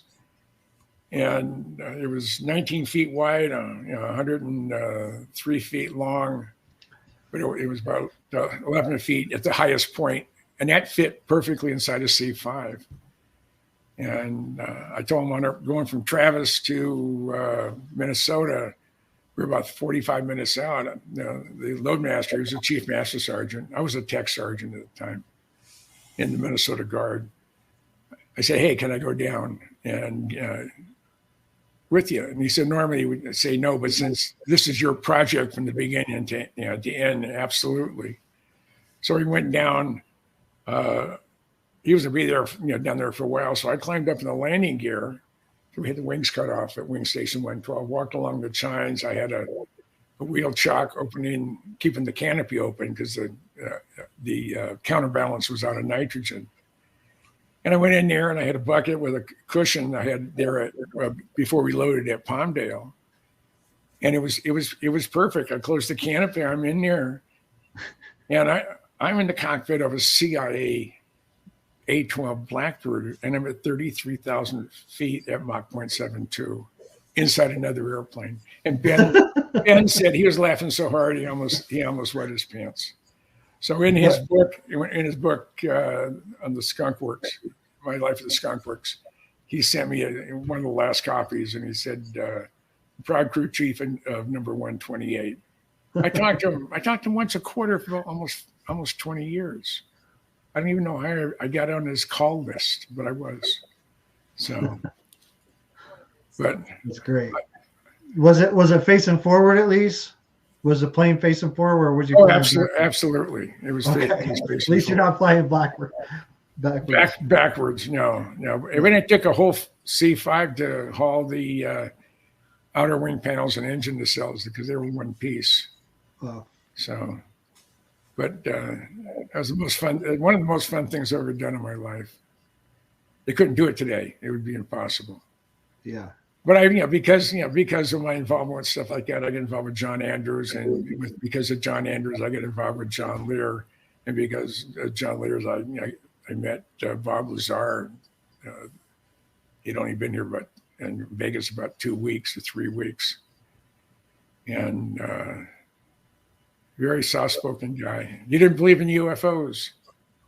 He said you couldn't put a gun to my head and convince me they were real. And he changed his tune. So how long ago was that? January of '89. That's when he changed his mind in January '89. Well, that's when they were upgrading. He had been at Sandia, and they were upgrading his Q clearance.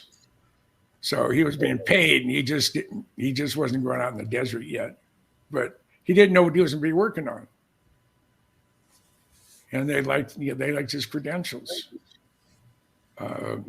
The guy's smart, and he has a photographic memory. Because one of the first things I asked him when I saw him 2 years ago, and 2 years ago in May, I was up at his house. I said, "You remember what you told me the first time we met?" He said, "Yeah, that I didn't believe in UFOs." I said, "Yeah, that statement." He said, "Yeah, I remember that. I said that. And you couldn't put a gun to my head to convince me they were real." Yeah. So I don't think he was a plant. Yeah. I wouldn't have had the reaction from the 2-star admiral at the Pentagon when I was there for Desert Shield and Desert Storm. That was quite an event. I had his W-2. Yeah. And I wanted to know where that Department of the Navy was because it wasn't listed in the Pentagon directory. So. No, I think a lot of people are eating their words over the past couple of years, especially with Lazar. Just him alone. In the whole community in general, a lot of people have been eating their words over the past year or so. But they've been lying to us for a long, long time. Like they've been keeping a secret for a long, long time, and it's finally coming out. And this is what I think was being talked about earlier, which. The trust of the government, the trust of disclosure of the government. I don't think it was. I'm a retired master sergeant. I was proud of my time in the service. I wouldn't trust our government today to take out the garbage. No, I did 9 years in the Army, 2 tours in Iraq. I held a secret security clearance when I was in. I was a forward observer. I got to know all the weapon systems of our artillery, our fast movers, our rotary wing aircraft, all the weapon systems I knew. That's what my secret security clearance was about. It wasn't anything really interesting. I just knew weapon systems. Yeah. But just the amount of investigation and everything went into just that secret level. I tried out for Special Forces in 2006 and went through the TS screening and all that, but I didn't get picked up right, by special forces at the end. So I didn't continue on in the process, but I know I know what goes in to security clearances just at the low level, just at classified secret and top secret. So I know the levels that go above that, they have to really dig into. I mean, they were talking to my grade school teachers for the TS, of how it was in grade school. I had a top secret. Actually, I actually had the same clearance as the wing commander, since I was an Air Force historian, and I was the wing historian, and I was on state staff. So anywhere the general went, I was usually there. Even having that clearance, I never heard anything that I went, oh, I didn't know that. I mean, right. My job during Desert Shield and Desert Storm was to brief the news people on what's happening in Southeast Asia. And I would watch CNN to get that briefing, and then I'd be reading for no foreigners, all sorts of garbage all over it. So, but I can see it. I had the clearance for it, and I'm looking at it, and as I'm reading it, it wasn't quite word for word, but the guy on CNN is reading the same message. This is top secret or secret, with all sorts of other things hanging on it. And I saw everything that Schwarzkopf saw, and I saw everything that went to and from CENTCOM.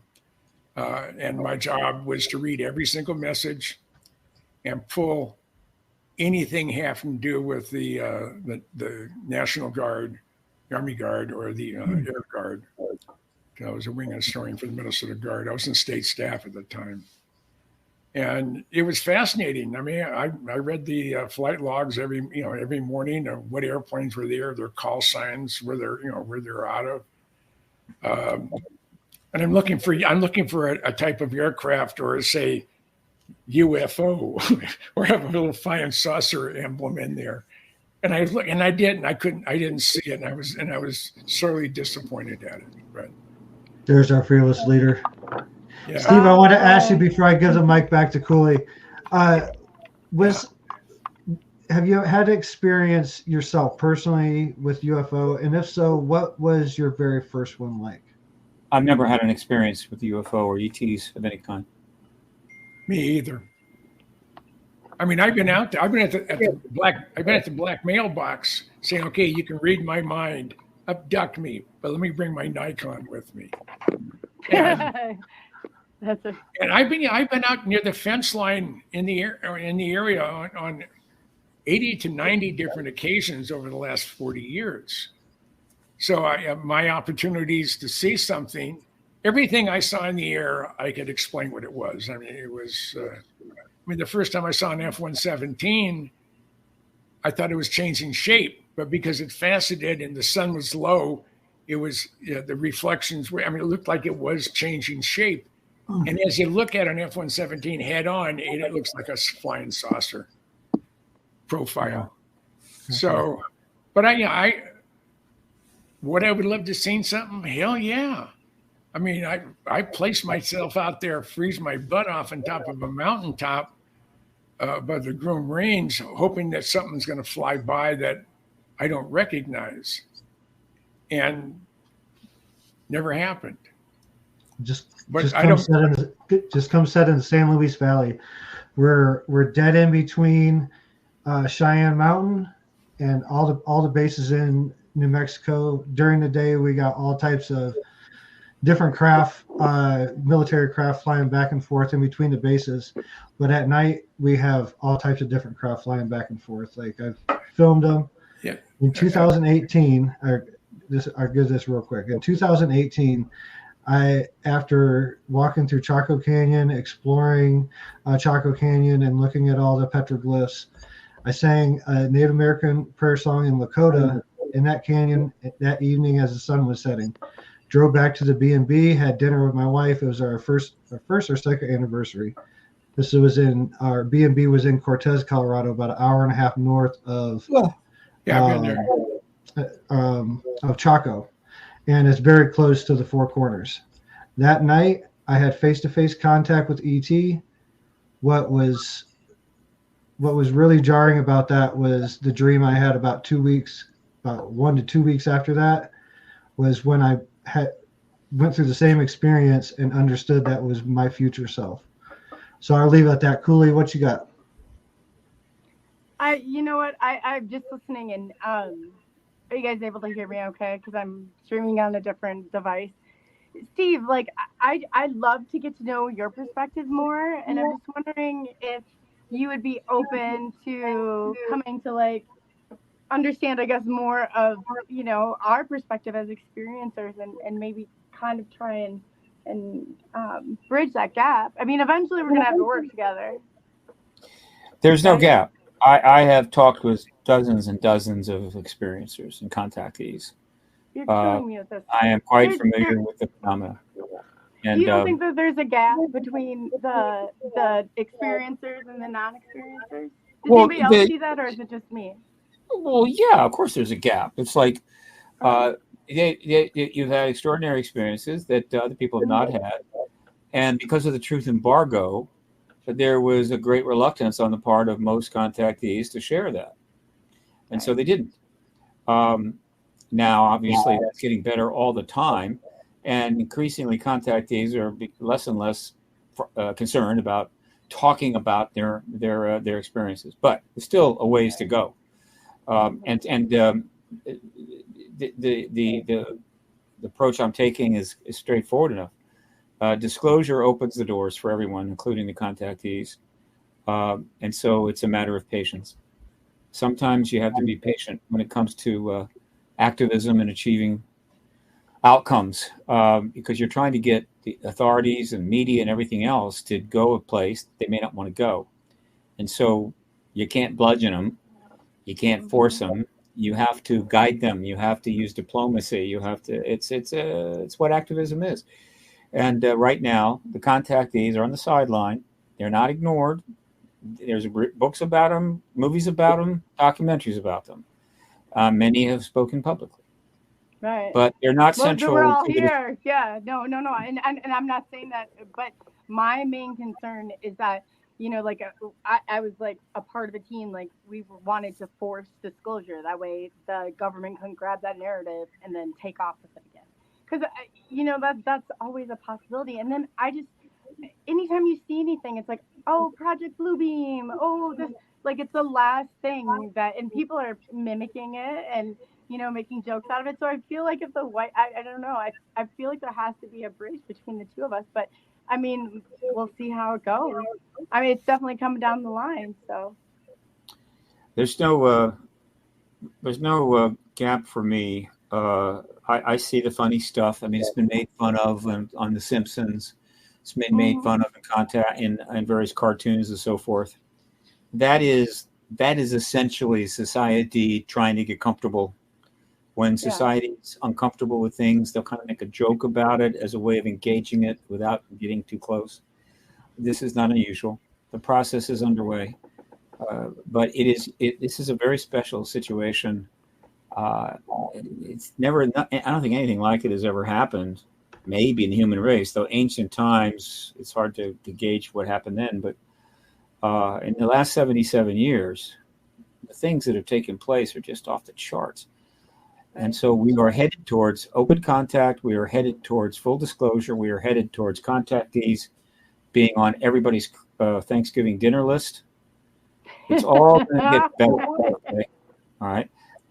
And I ask people to try to be patient while we work this out. The public is involved. There's a lot of citizen groups.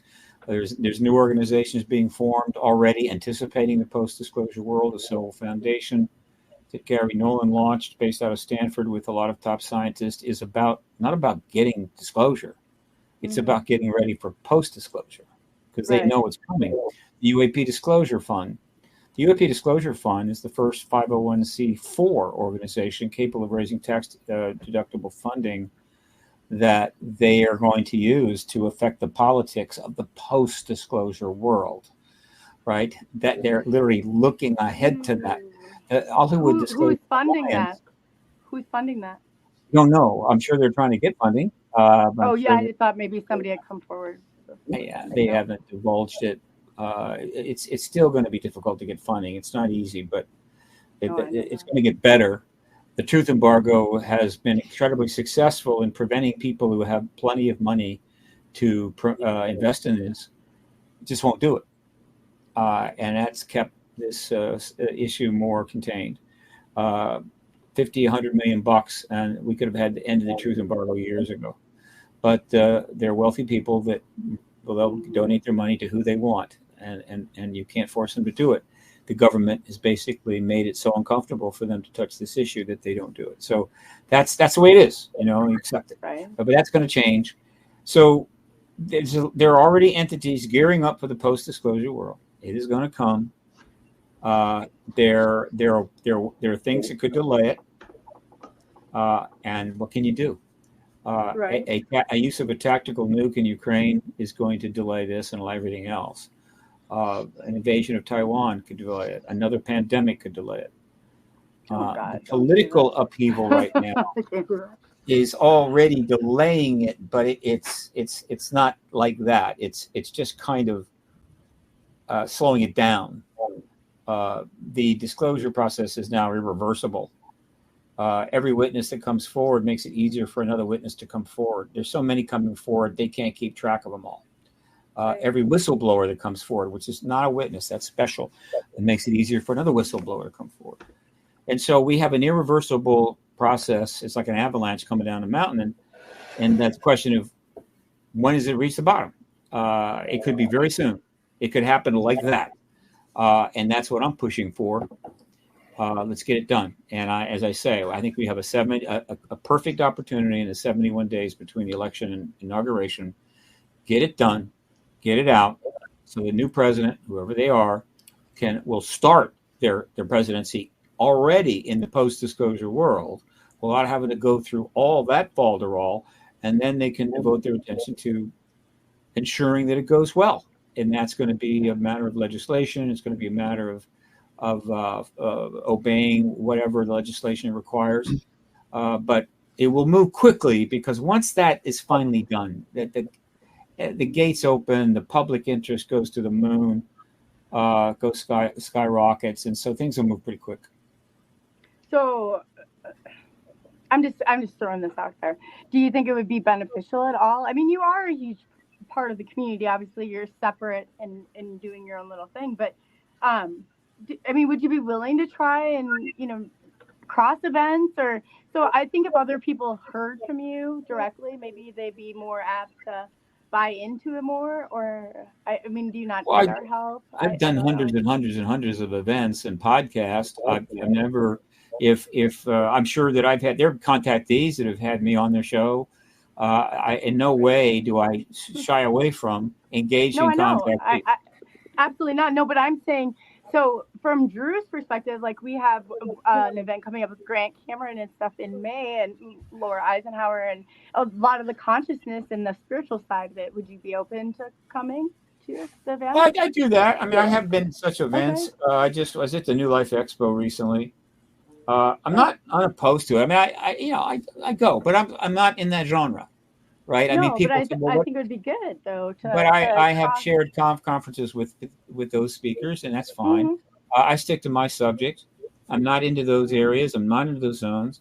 But I have colleagues that are. That's fine. That's fine. But again, I just think it's important for you to be a presence in all of this if this is where you're going, and you've been a leader in this, and so I'm just wondering, like, and I'd be more than willing, and I think that you would get a lot more receptive, because you got to sell this to the people too. I mean, this has got to be sold to the people, and that's my main concern, is that they come out and this is not going to get sold. And if it's not sold to the people who have experienced, like all of us on the panel that have, or except for Jim and you, that it's like there's no doubt in our minds. Like it's a totally different type of reality than I see, because it's like once you encounter that, I couldn't say that 50 foot in diameter, 30 feet away from me was anything like, but off world. Like it was just completely crazy the way it moved. And in that moment on changed my life completely. But there are things like that we can, and like you talked about, like the telekinesis, and Drew's like amazing at this part of it too. And he's got, like I said, we're planning an event, and I think that if it doesn't go down by May, like hopefully it doesn't anyway, but I think it's really important for us to embrace one another and understand. And I know that I've always said this about you. Like, you asked Steve to come on, he's on it. He does not ask any questions. You know what I mean? You've always been willing to come on, and I appreciate that. And you've always been very honest, and I appreciate that. I'm just saying that I think we're getting to a point that if we're going to really sell this to the community, like, and I saw what it did last time, that it may be beneficial just to, and bring some of your colleagues and then share that. Like, maybe just kind of help you to understand a little bit more from where this is coming from, or where, people would feel comfortable enough to say to the government, okay, yeah, what do we do now? So what do you think, I guess after in the post-disclosure, can you give me do you have steps like this is happening? Because people anticipate freak out, right? Like, people are going to go, freak out? No, I don't think so. I don't think so either. But that seems to be a big concern by people. Like, well, what's the drip disclosure about then? A drip disclosure. Like with the TTSA and like all that stuff, like what was there? Do you think they harmed this, or do you think they helped this? No. The full story of the TTSA is going to come out eventually. It's complicated. The origin story is not fully known because it originated within the military intelligence complex itself. Yep. But it launched this 7-year period exactly 7 years ago, practically on October the 11th, when they came out. There was some indication something was coming, but I really didn't know exactly what until they showed up. But I knew something was coming as early as March of 2016. They were supposed to launch, I'm pretty sure, after Hillary Clinton took office. When she did not win, they stepped back and ultimately made the decision to come out a year later in October of 2017. And as I've said many times, the coming out of the TTSA was the beginning of the end of the truth embargo. And the reason I say that is that when I went to the website and read the bios of the 10 people that were essentially the group, led by Tom DeLong, which is fine, but my interest was not in Tom. It was in the 10 people that came out, and they were all members of the military intelligence complex, retired, and they had come out together, and they represented almost every segment of the military intelligence complex. The CIA, the DIA, the Navy, NSA, the NS, not sure about the NSA, the Congress, the political arena, the science arena, and I realized what had happened. And what had happened is that 2017, basically 70 years after Roswell, enough consensus and build up within the military intelligence complex, within the people that work there, who a huge portion of which had known the ET thing is real, enough consensus had built up that it was time to end the embargo, that a group, probably with backing of others who were going to remain employed, made the decision in retirement to come out and put at risk prospects for post-retirement contracts and income and so forth, and also create problems for themselves to come out and take this issue head on. They came out in a corporation, a public benefit corporation, that had a multiple agenda, because if it were to make money, that would be good, because they were probably giving up a lot of income by doing this, and that would generate money that would be good for them. So it was a relatively wise and beneficial way to do this. But their intent was obvious to me, maybe not so much to others. And so I knew that this was the beginning of the end. Then the question was, what were they going to do? How soon would they begin their program, and what would they do? And we didn't have to wait long. We only had to wait 2 months. I was in the UK watching this from London. And what happened is it had been going on in the background, but then it popped out December 16th when they were able to convince the New York Times to publish those 2 articles covering those stories. There were 3 or 4 stories embedded in those articles. That's Kane, that's Blumenthal. They wrote it with Cooper, Elaine Cooper. All 3 of them should have gotten the Pulitzer Prize. They may eventually get it based on some rules they have about, I don't know, body of work or whatever the hell. And then those stories dropped. And at that point, I knew that, okay, yeah, this is it. It's just a question of how long it's going to take as we move forward and how smooth it's going to go. As it happened, it was a tough one because politically we were in chaos, upheaval, divided, contention. And so it was difficult, but they pushed, and they moved things forward. The first 2 years was mostly behind the scenes, but it finally broke public. It was like they were swimming underwater from October of 2016, or rather 2017, December 16, 2017. They were swimming underwater until mid-2020, when we learned that Marco Rubio was going to put some legislation into the NDAA related to this phenomena, the first piece of legislation ever relating to this phenomena. And then from 2020, we're picking up speed and moving forward, in spite of the fact that we had a massive pandemic that killed millions of people, cost trillions of dollars, incredibly disruptive. We had still a lot of political chaos. Then we had a war launched in Europe that has left Europe in DEFCON 2 now continuously since that day. All of that happened, and yet they continued to move forward with 3 tranches of legislation, now 4. And so we are 7 years in, and we have reached the point where all that remains from what started in 2017 is a major hearing in front of the Senate Intel Committee and confirmation from the president, and it's done. It's over. The truth embargo ends. And we enter the post-disclosure world, which is a whole new set of variables, a whole new set of challenges, but they will be accompanied by a lot of truth, because the disclosure event is going to force the government to get in the truth business, whether it wants to or not. I think a lot of people will welcome that opportunity because most people don't like to lie. They would just like to serve their country without the lying. And then others will realize that there's no other course of action here.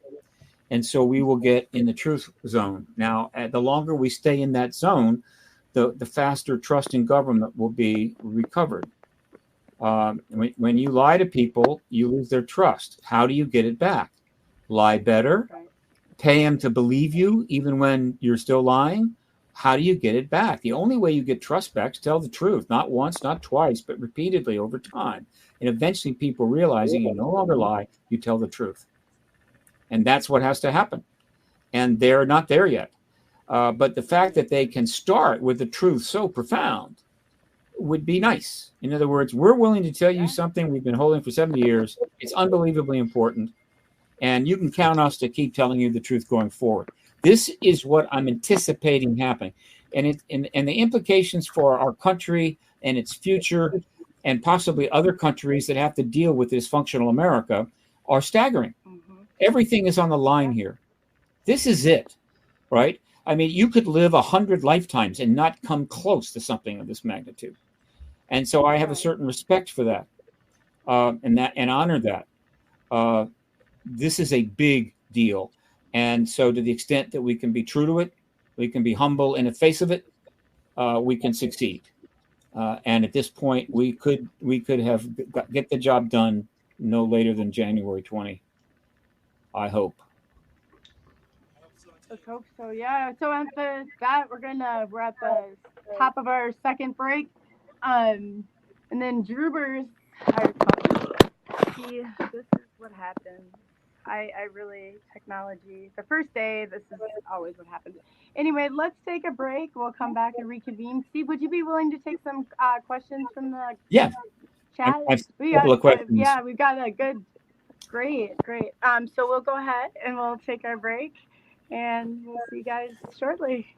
Okay. Yeah, we got 200 people watching across all the platforms we're at. We just broke 200. We're at 201 right now. Yeah. That's awesome. We're gonna get disclosure one podcast at a time.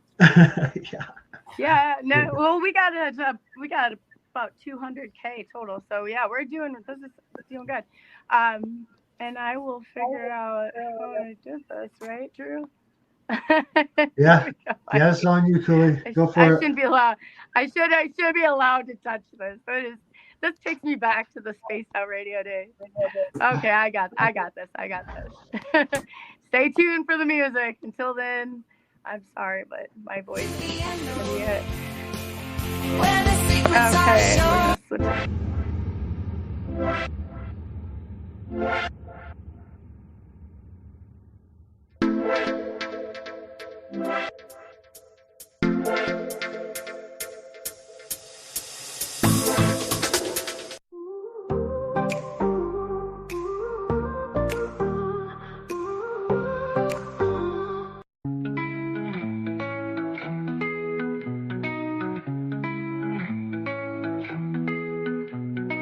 Light in the sky, I see mysteries calling me.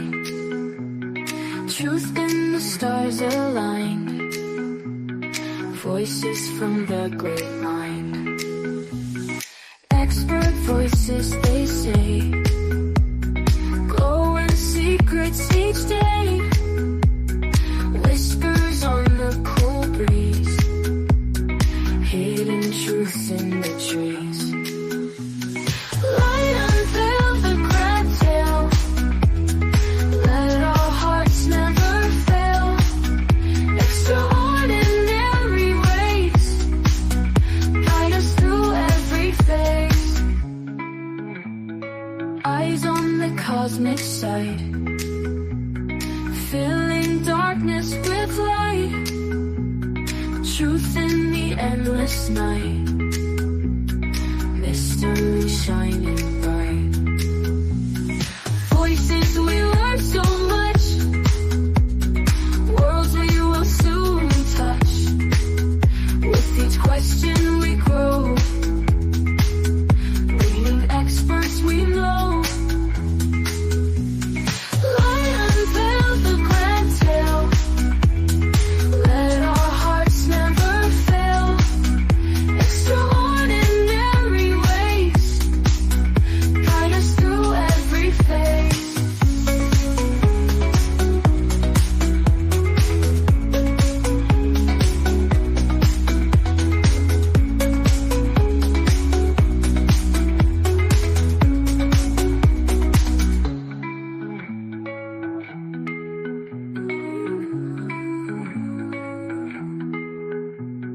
Light in the sky, I see mysteries calling me.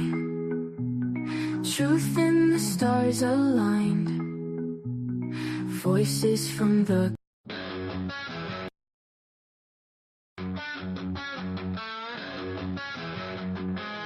submission down in the underworld. Access codes into truth unfurled. Aliens lurking in the shadows cold. Paranormal tales never get old.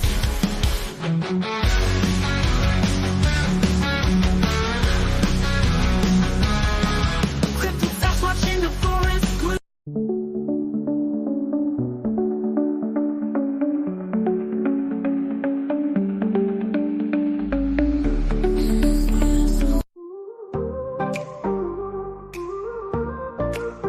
Coley and Marcus, talking with leading experts about UFOs, ET aliens, paranormal, cryptid.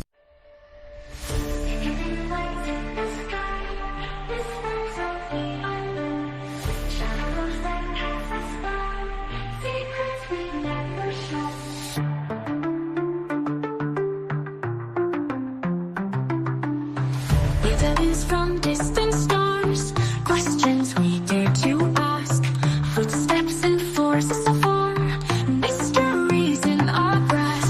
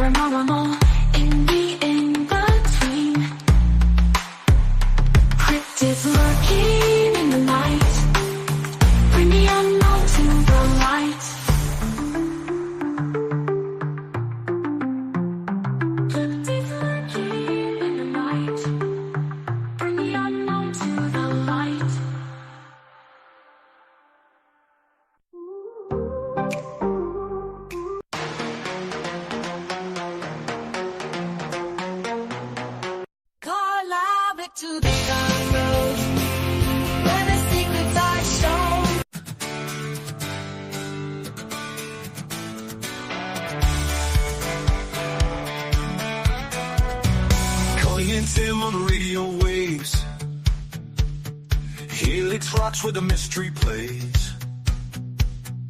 Talking about the world beyond our own. UFOs and creatures that roam. Aliens and ghosts in the night. Cryptids hiding just out of sight. Sasquatch calling from the wild. Off-world tales that'll drive you wild. Join the show, take a journey untold. Mysteries wait, stories unfold. Coley and Tim, they lead the way into the unknown. Let's drift away.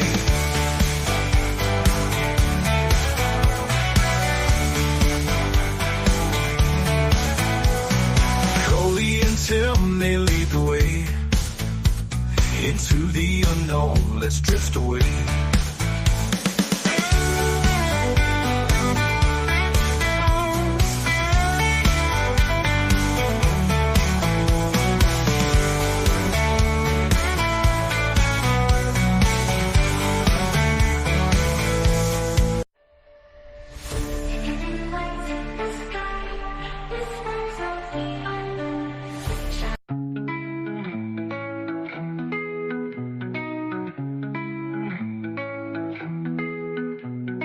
Light in the sky I see. Mysteries calling me. Truth in the stars aligned. Voices from the great mind. Expert voices, they say. Glowing secrets each day. Whispers on the cool breeze. Hidden truths in the trees. Light unveil the grand tale. Let our hearts never fail.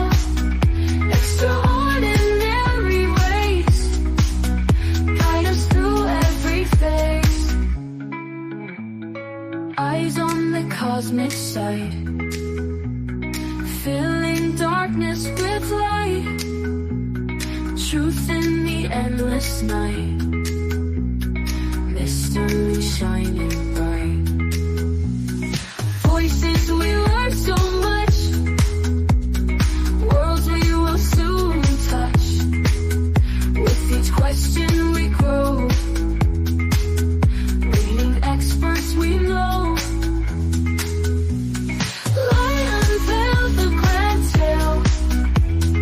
Let our hearts never fail. Extraordinary ways. Guide us through every phase.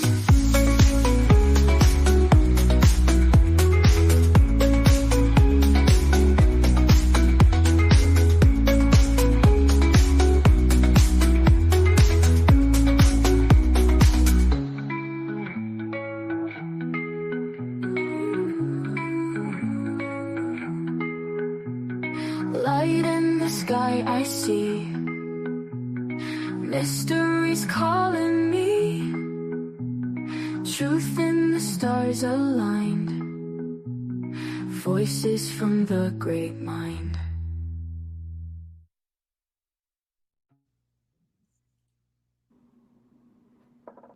All right, welcome back.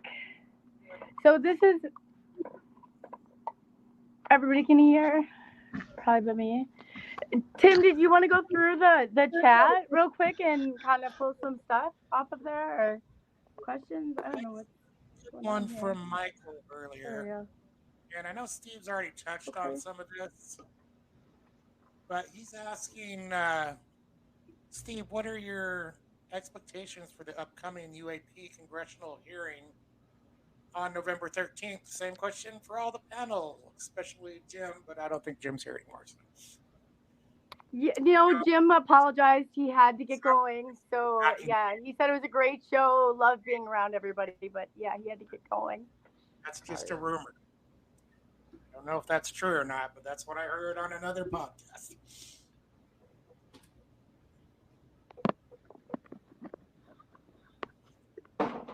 Go ahead. Who was the question for Steve? Can you hear you? Oh, I wonder if you can hear. Oh, hold Steve, on. you're not able to hear? Hold on, I got it. I got it. Oh, okay. Go ahead, Steve. Sorry, that's my fault. That's all right. So, yeah, Nancy Mace is determined to have that hearing. There was some pushback, I think, from some members of the some of the ranking, or not ranking, but chairmen of some committees that said, "Don't do it." She said, "Nah, I'm doing it." I'm aware of 2 witnesses that apparently are going to be there. They're not bad, but she needs more. I hope she can get up to like 4. I'm trying to get at least 1 witness in there, and I've approached a number of offices. We'll see how that goes. It'll be a good hearing. It will get into other areas. It won't have, I think, the punch that the Grush hearing had, but still, it's going to be good. It'll generate some good media and keep the issue alive, and make it a little easier for the effort underway to try to get Mark Warner to call the hearing in the Senate. So that's what I expect. I expect to be there. I intend to be in that room. I kind of know how to do that. So I shall use some tricks to get in there early. Yeah. So I intend to be in that room. Follow you in? Is the public go in? Probably not. It is public, but it's a small. Well, look, one thing we're waiting to find out is what room are they going to use. They obviously had a lot of people that wanted to get in the last one, and they had to go up in the TV room. So maybe there's going to be even greater interest this time. So it's possible they may try to get a bigger briefing room. That would be nice. We'll see. Yeah, that would be. Let me know. Send it out there. Maybe we can get some people there, because that's really, what it's all about. Definitely. Do you have any? I don't know. These congressional hearings tend to end up nowhere, so I don't have a lot of faith in them. Are you familiar with Jesse Marcel? He did the HHS release, the whistleblower. Okay. I didn't know. I know Jesse Marcel. What are you referring to about Jesse? No, that the HHS he had released documents from the Department of Homeland Security. He's coming on our show anyway. I talked to him. Yeah, him and Darcy Weir had done a documentary on it. Okay. It's hard to keep up with all the documentaries coming out, but Jesse Marcel is a great kid. Like him, and I'm glad that he's getting some things together and is going to be out there. That's good. Okay, cool. Yeah. So, do we have another? We're kind of other questions that you guys saw in the chat. I know there's a ton of them coming through. I didn't keep a very good eye on it. I don't see too many coming through on YouTube. However, one thing I did want to touch on, we were talking about Bob Lazar earlier, and I don't think I've ever heard Steve's opinion on Bob. Well, I've been asked many times. I'm leaning towards. Now you can answer. I think Bob Lazar, in fact, was at that Area 51. I think it's a complex, somewhat messy story for various reasons. But if I had to put my money down, my money is that he was on that base and had access to things. I've heard a number of accounts to how that went, why it didn't work out, and so forth. But fundamentally, I think he's got it right. But he was there. Now, there are aspects of it that I don't think are going to hold up. Nothing unusual about that. If we get disclosure, Bob might get vindicated. It'd be kind of nice if the government would vindicate him. That would be a good gesture on the part of the government. There are a lot of people that need a little of that. But he's had a rough time. But I don't think they forced him to go. They offered him something, and he went, dangled it. I don't think it was his thing. I think it was he wasn't the right person to be in that slot, and it just went bad. And as a result, it had to be dealt with, and so it ended up being pretty messy.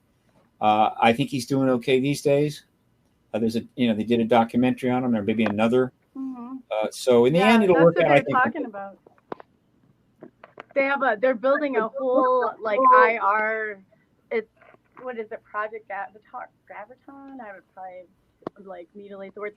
Anyway, but what do you think? Okay, so this is what's confusing, and then I'll step back for my question. But why?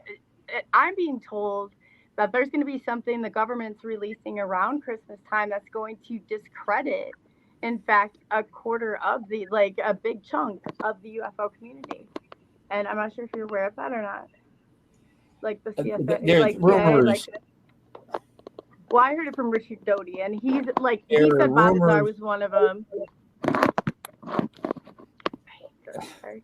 There are lots of rumors flying around. I tend to just watch them. You know, I don't get into them much. Something has a. But that almost seems like it's, you know what I mean? Like we're doing this, but then on the other hand, we're gonna come out and discredit. And Rick Doty, like up and down, and he gave me some of the names. And I don't know, Stanton Friedman, like he talked about Bob Lazar, how he's only there for 2 weeks, like, you know, just different things like that. Some different stories that haven't been told like accurately or things, but I heard that's what I heard. So I don't know if that's a part of cleaning it up or cleaning this up, but it almost in a way seems like counterproductive. Are we building distrust? Or are we? I mean, telling we're trying to end the truth embargo. Until the truth embargo was ended, we're all doing a little dance in the dark, bumping into the furniture. And so I don't invest a lot of time into the difficulties that this embargo creates. I try to focus on getting it ended. And then we'll have less rumors, less speculations, more science, more facts, and we might even have open contact with ETs at some point. The truth embargo has lasted a long time. We've been operating within that space. It's not a good place to be. Some people are not ready to leave that space. I appreciate that. I am ready to leave that space. And so you get my attention, you got to have something juicy. It's got to have some backing.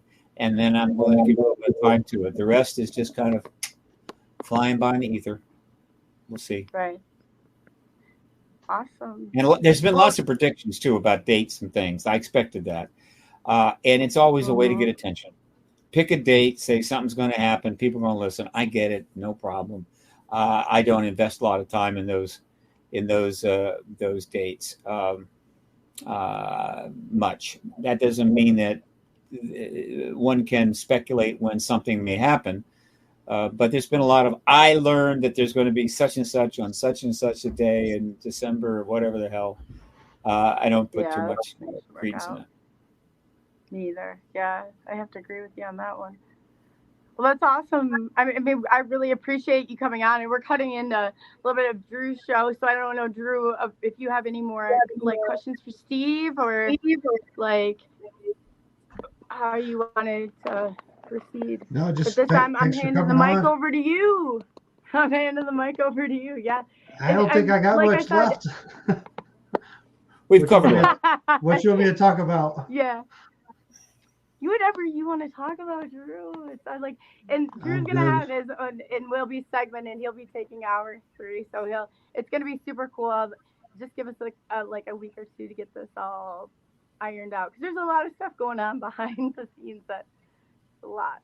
But we're getting it out there. Let me tell you, Steve, we'll get that out there, and we'll get your message out there too. And I'm willing to help and share however I can. So if you want to pass it along, and you have my address. You can always send something if you got something that you think is important. Go ahead and fire it in. Sure. That's okay. I think it's going to be more beneficial for you. I don't think you're going to find what I have to say that important right now.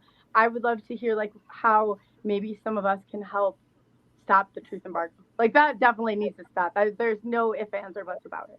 So like, do we need to write letters? I mean, what would help? Like, that's all I'm saying. If you have a campaign like that, I'd be more than happy to be a part of it and share it.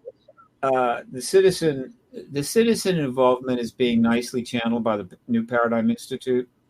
They've got some money. They put together programs and so forth that the money allows them to do. So go to New Paradigm Institute, and there's some ways you can, as a citizen, there's petitions, there's the ability to contact members of Congress.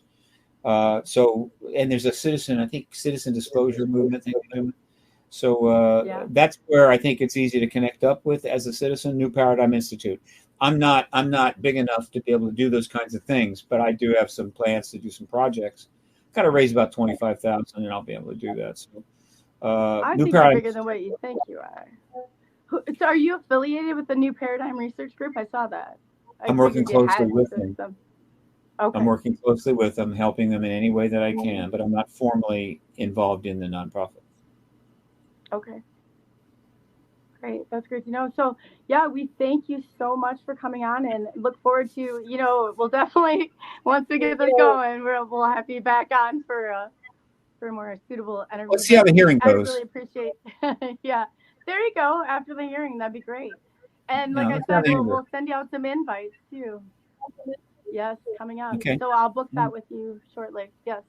I look forward to hearing from you. So thank you again. Good luck. Last words? Yeah, let's just end the truth embargo one podcast at a time. That's what it takes. Right. We'll do it. We can all agree on that. So that's great.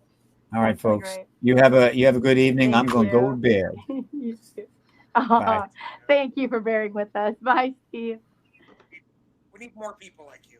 I really appreciate being able to talk with you. I think you lost him. Are you talking to Steve or me? I was, but I think he's gone. Well. I just thought you were talking to me, Tim. I was going to eat it up. So, yeah, I guess, and I'm going to zip it. But Drew's going to be taking you, like, this is, and even some stuff, like, I definitely got to talk to you guys about, but we got some really exciting stuff coming up. And I'm really excited. And Drew, your family, and I'm glad that you're here. So, welcome. Yeah. You'll give me a virtual hug. Yeah. Yeah, it's good. I love you, Drew. Yeah, it's good to be here.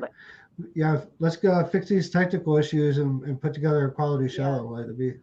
Right. Yeah, it was a good show. It was a good show, but God. Yeah, we definitely got to work out some kinks. Definitely got to work out some kinks, but I've been talking over this past weekend about the whole Trump thing and him mentioning UFOs on Rogan's podcast, but he also mentioned prophet. He's talking about prophets. Prophets are talking about this and that. But so to have a presidential candidate talk about UFOs and prophets in the same 3-hour interview, I'm not talking about anything political. This is not a political stance. I don't care. I'll say it's just a general statement. Not Biden. I don't care. It's just a general statement that it's pretty crazy to be hearing these conversations on that big a stage. Last time I checked, that interview was over 30 million. 30 million views. That's 30 million people that heard UFO. Heard them talk about UFOs and prophet. I don't care what the candidate is or what they're about. Like that's huge. That's amazing stuff. Yep. So I think we're at an amazing time, and that's another thing that speaks about this is a crazy election is when I did the Ian Bick podcast. When I flew to New York and did the Ian Bick podcast, I landed at LaGuardia, and everyone's turned on their phones and everything, and everyone's gasping. And that's when the first assassination attempt Trump was when he got clipped in the ear. So that happened when I was in flight to New York for this Ian Bick podcast. Fast forward, it took him like 7-8 weeks before it dropped. The day it dropped was the second assassination attempt on Trump. And then, to hear him talk about UFOs and everything, I really think I truly look back at my visions and dreams and everything. And you wrote recurring dreams, and the message was very, very clear, like a verbal message in those dreams. Trump will be the last president of this current governmental structure. And holla freaking Luya, holla freaking Luya. Not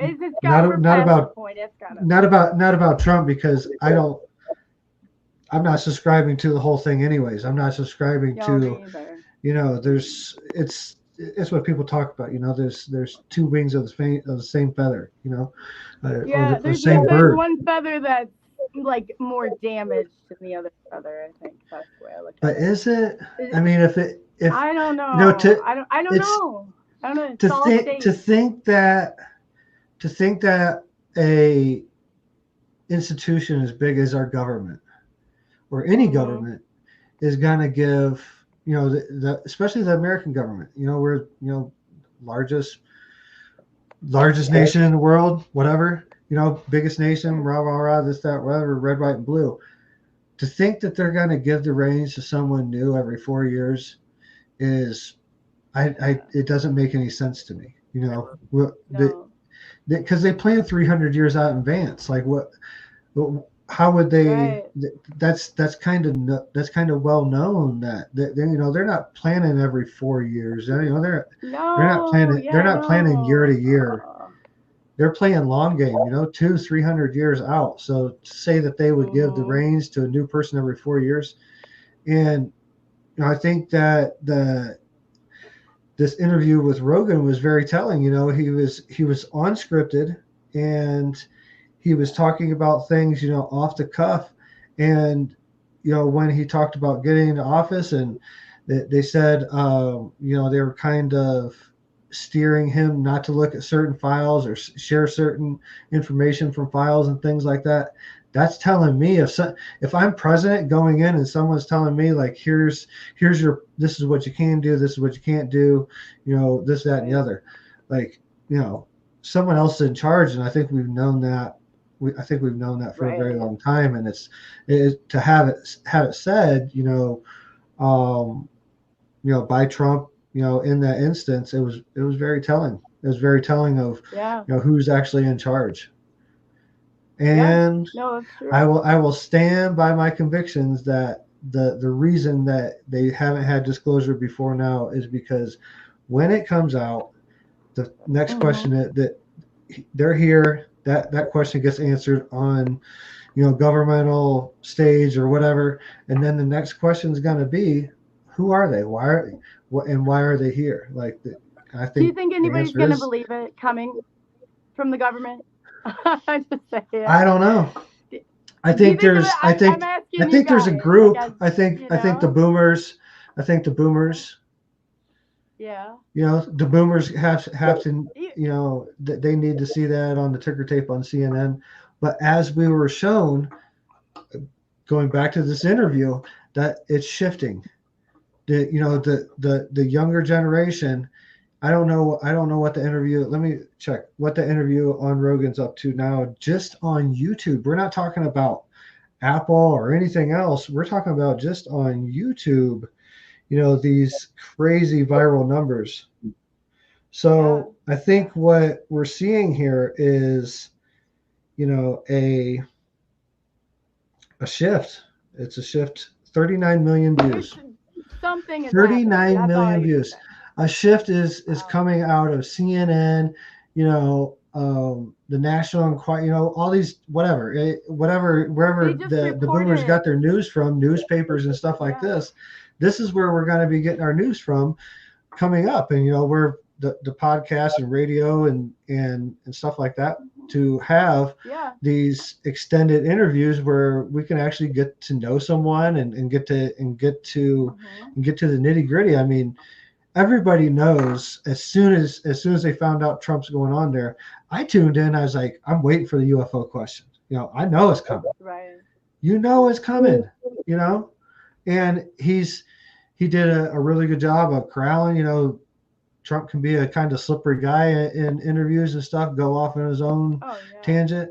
But Rogan had a way of bringing him back on and making him. He did a good job with and him. making him answer certain questions. I mean, and did it do good for him? Yeah, probably. He probably gained some support. A lot of the supporters, a lot of the people that were listening to it already were probably already Trump supporters. So he probably didn't gain, we can't say he gained 39 million supporters, because a lot of those people were already Trump supporters. We know that. But it did it help him? Probably. Should Camilla go on Rogan? Yes. I think she should go on. I think she should go to Austin. I think she should have a 3-hour interview with Rogan, you know, because I'm about balance, you know, like let's hear what she's got to say. You know, she's a human too.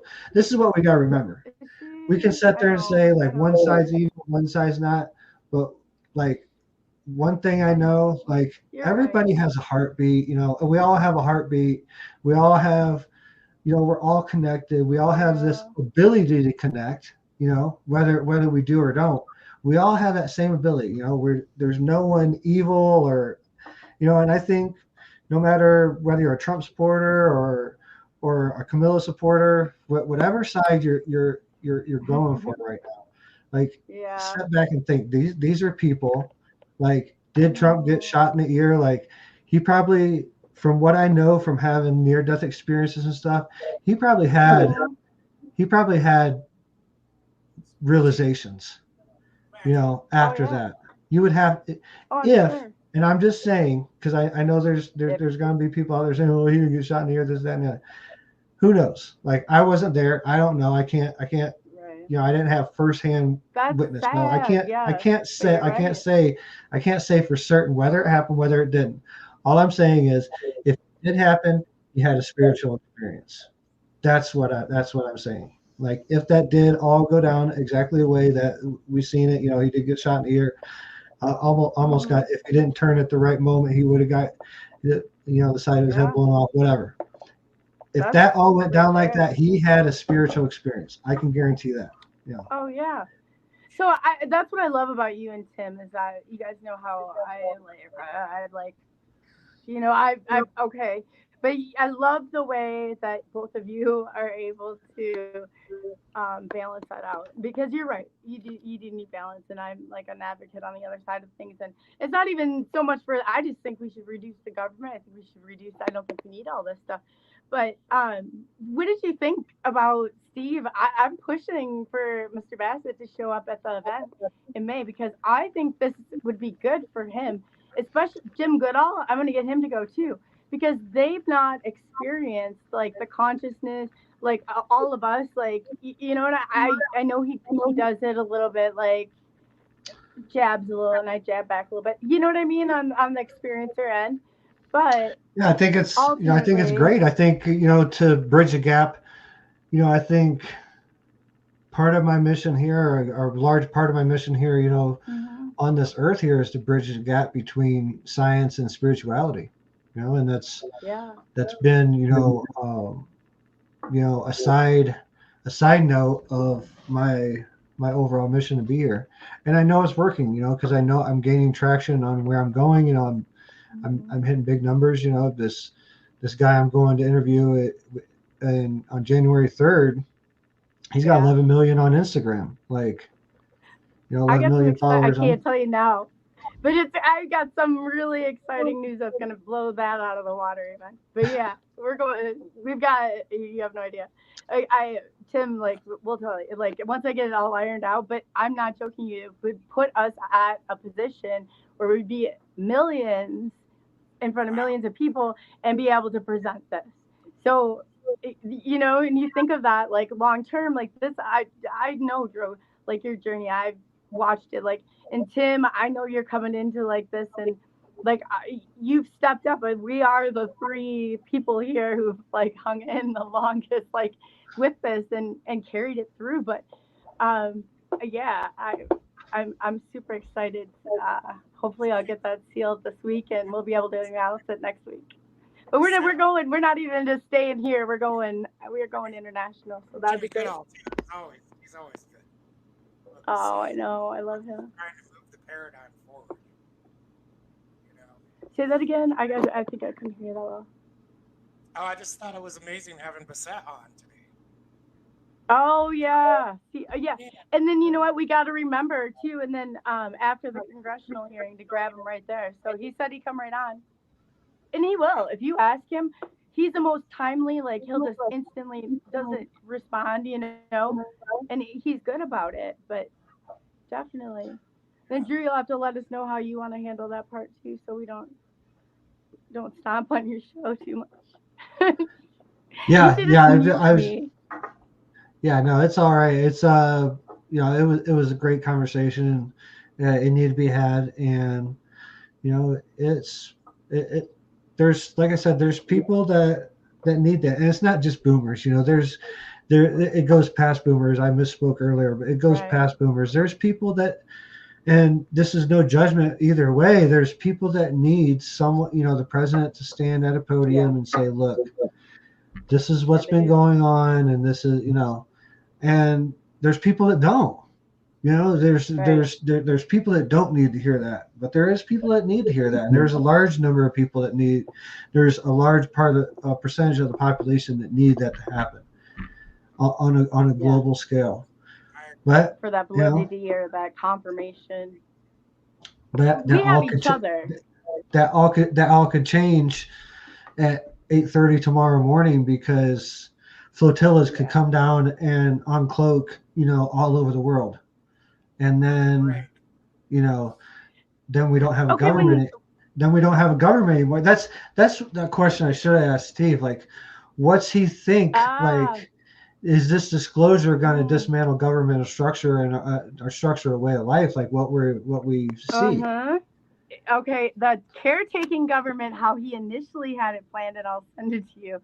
And I've already talked to him about this, and then he kind of tries to around it. But the government would step in and take care of the people for 2 years. It's not like the babying of the government. He kind of changed his position on it. But back then, he thought the government would step in for 2 years after post-disclosure. And it basically sounded just like communism to me. But I'll send you the information on how this is, and what he's saying about the TTSA and stuff. We're getting some of it because something's coming. There's a shift. There's definitely a shift in the paradigm, for sure. Yeah. But then that's just the thing you got to be careful of. Like, so I don't want the government taking care of me. They can't take care of themselves. It's like being with an abusive parent. Like we've known that. They've known for what do you say, 77 years? We're talking back 30s and 40s, with UFOs, consciousness, studies of psychedelics, using consciousness and on telepathy, remote viewing, like all these different programs are being talked about and like admitted upon. So, why, my overall question, and why are we studying consciousness so deeply? Like, why is it such a big part of all these different things? Like studying it. Yeah. I know, but the question's why. I know the answer. Like, I know the answer to the question, but because it's the connection between us and ET is our, I believe, on the Native American tip, like where this is our ancestors, this is where we are deeply related. And Steve was talking when I asked him the consciousness connection. And he's like, okay, we know that some humans can use telepathy and other special abilities, and we know that telepathy is used on a much higher scale or much more mastered in a much more mastered way by these visitors these ET's visitors. So it would be wise to think that maybe our progression 2 million years, 3 million years, 1 billion years from now, we have mastered telekinesis, we've mastered telepathy and all these different other superhero things that we talked about. But I feel like so we know that we're able to do that. Like, and he always says, "Oh, the experience." Like, nah, I'm not waiting for a time to shine here. I'm more concerned that I've put all this out there, and that because there is all three of us here have that ability. Obviously, when we've had communication back and forth, and I'm just saying that I think it's good for him to take a step, into this realm a little bit and understand that they're not going to be able to.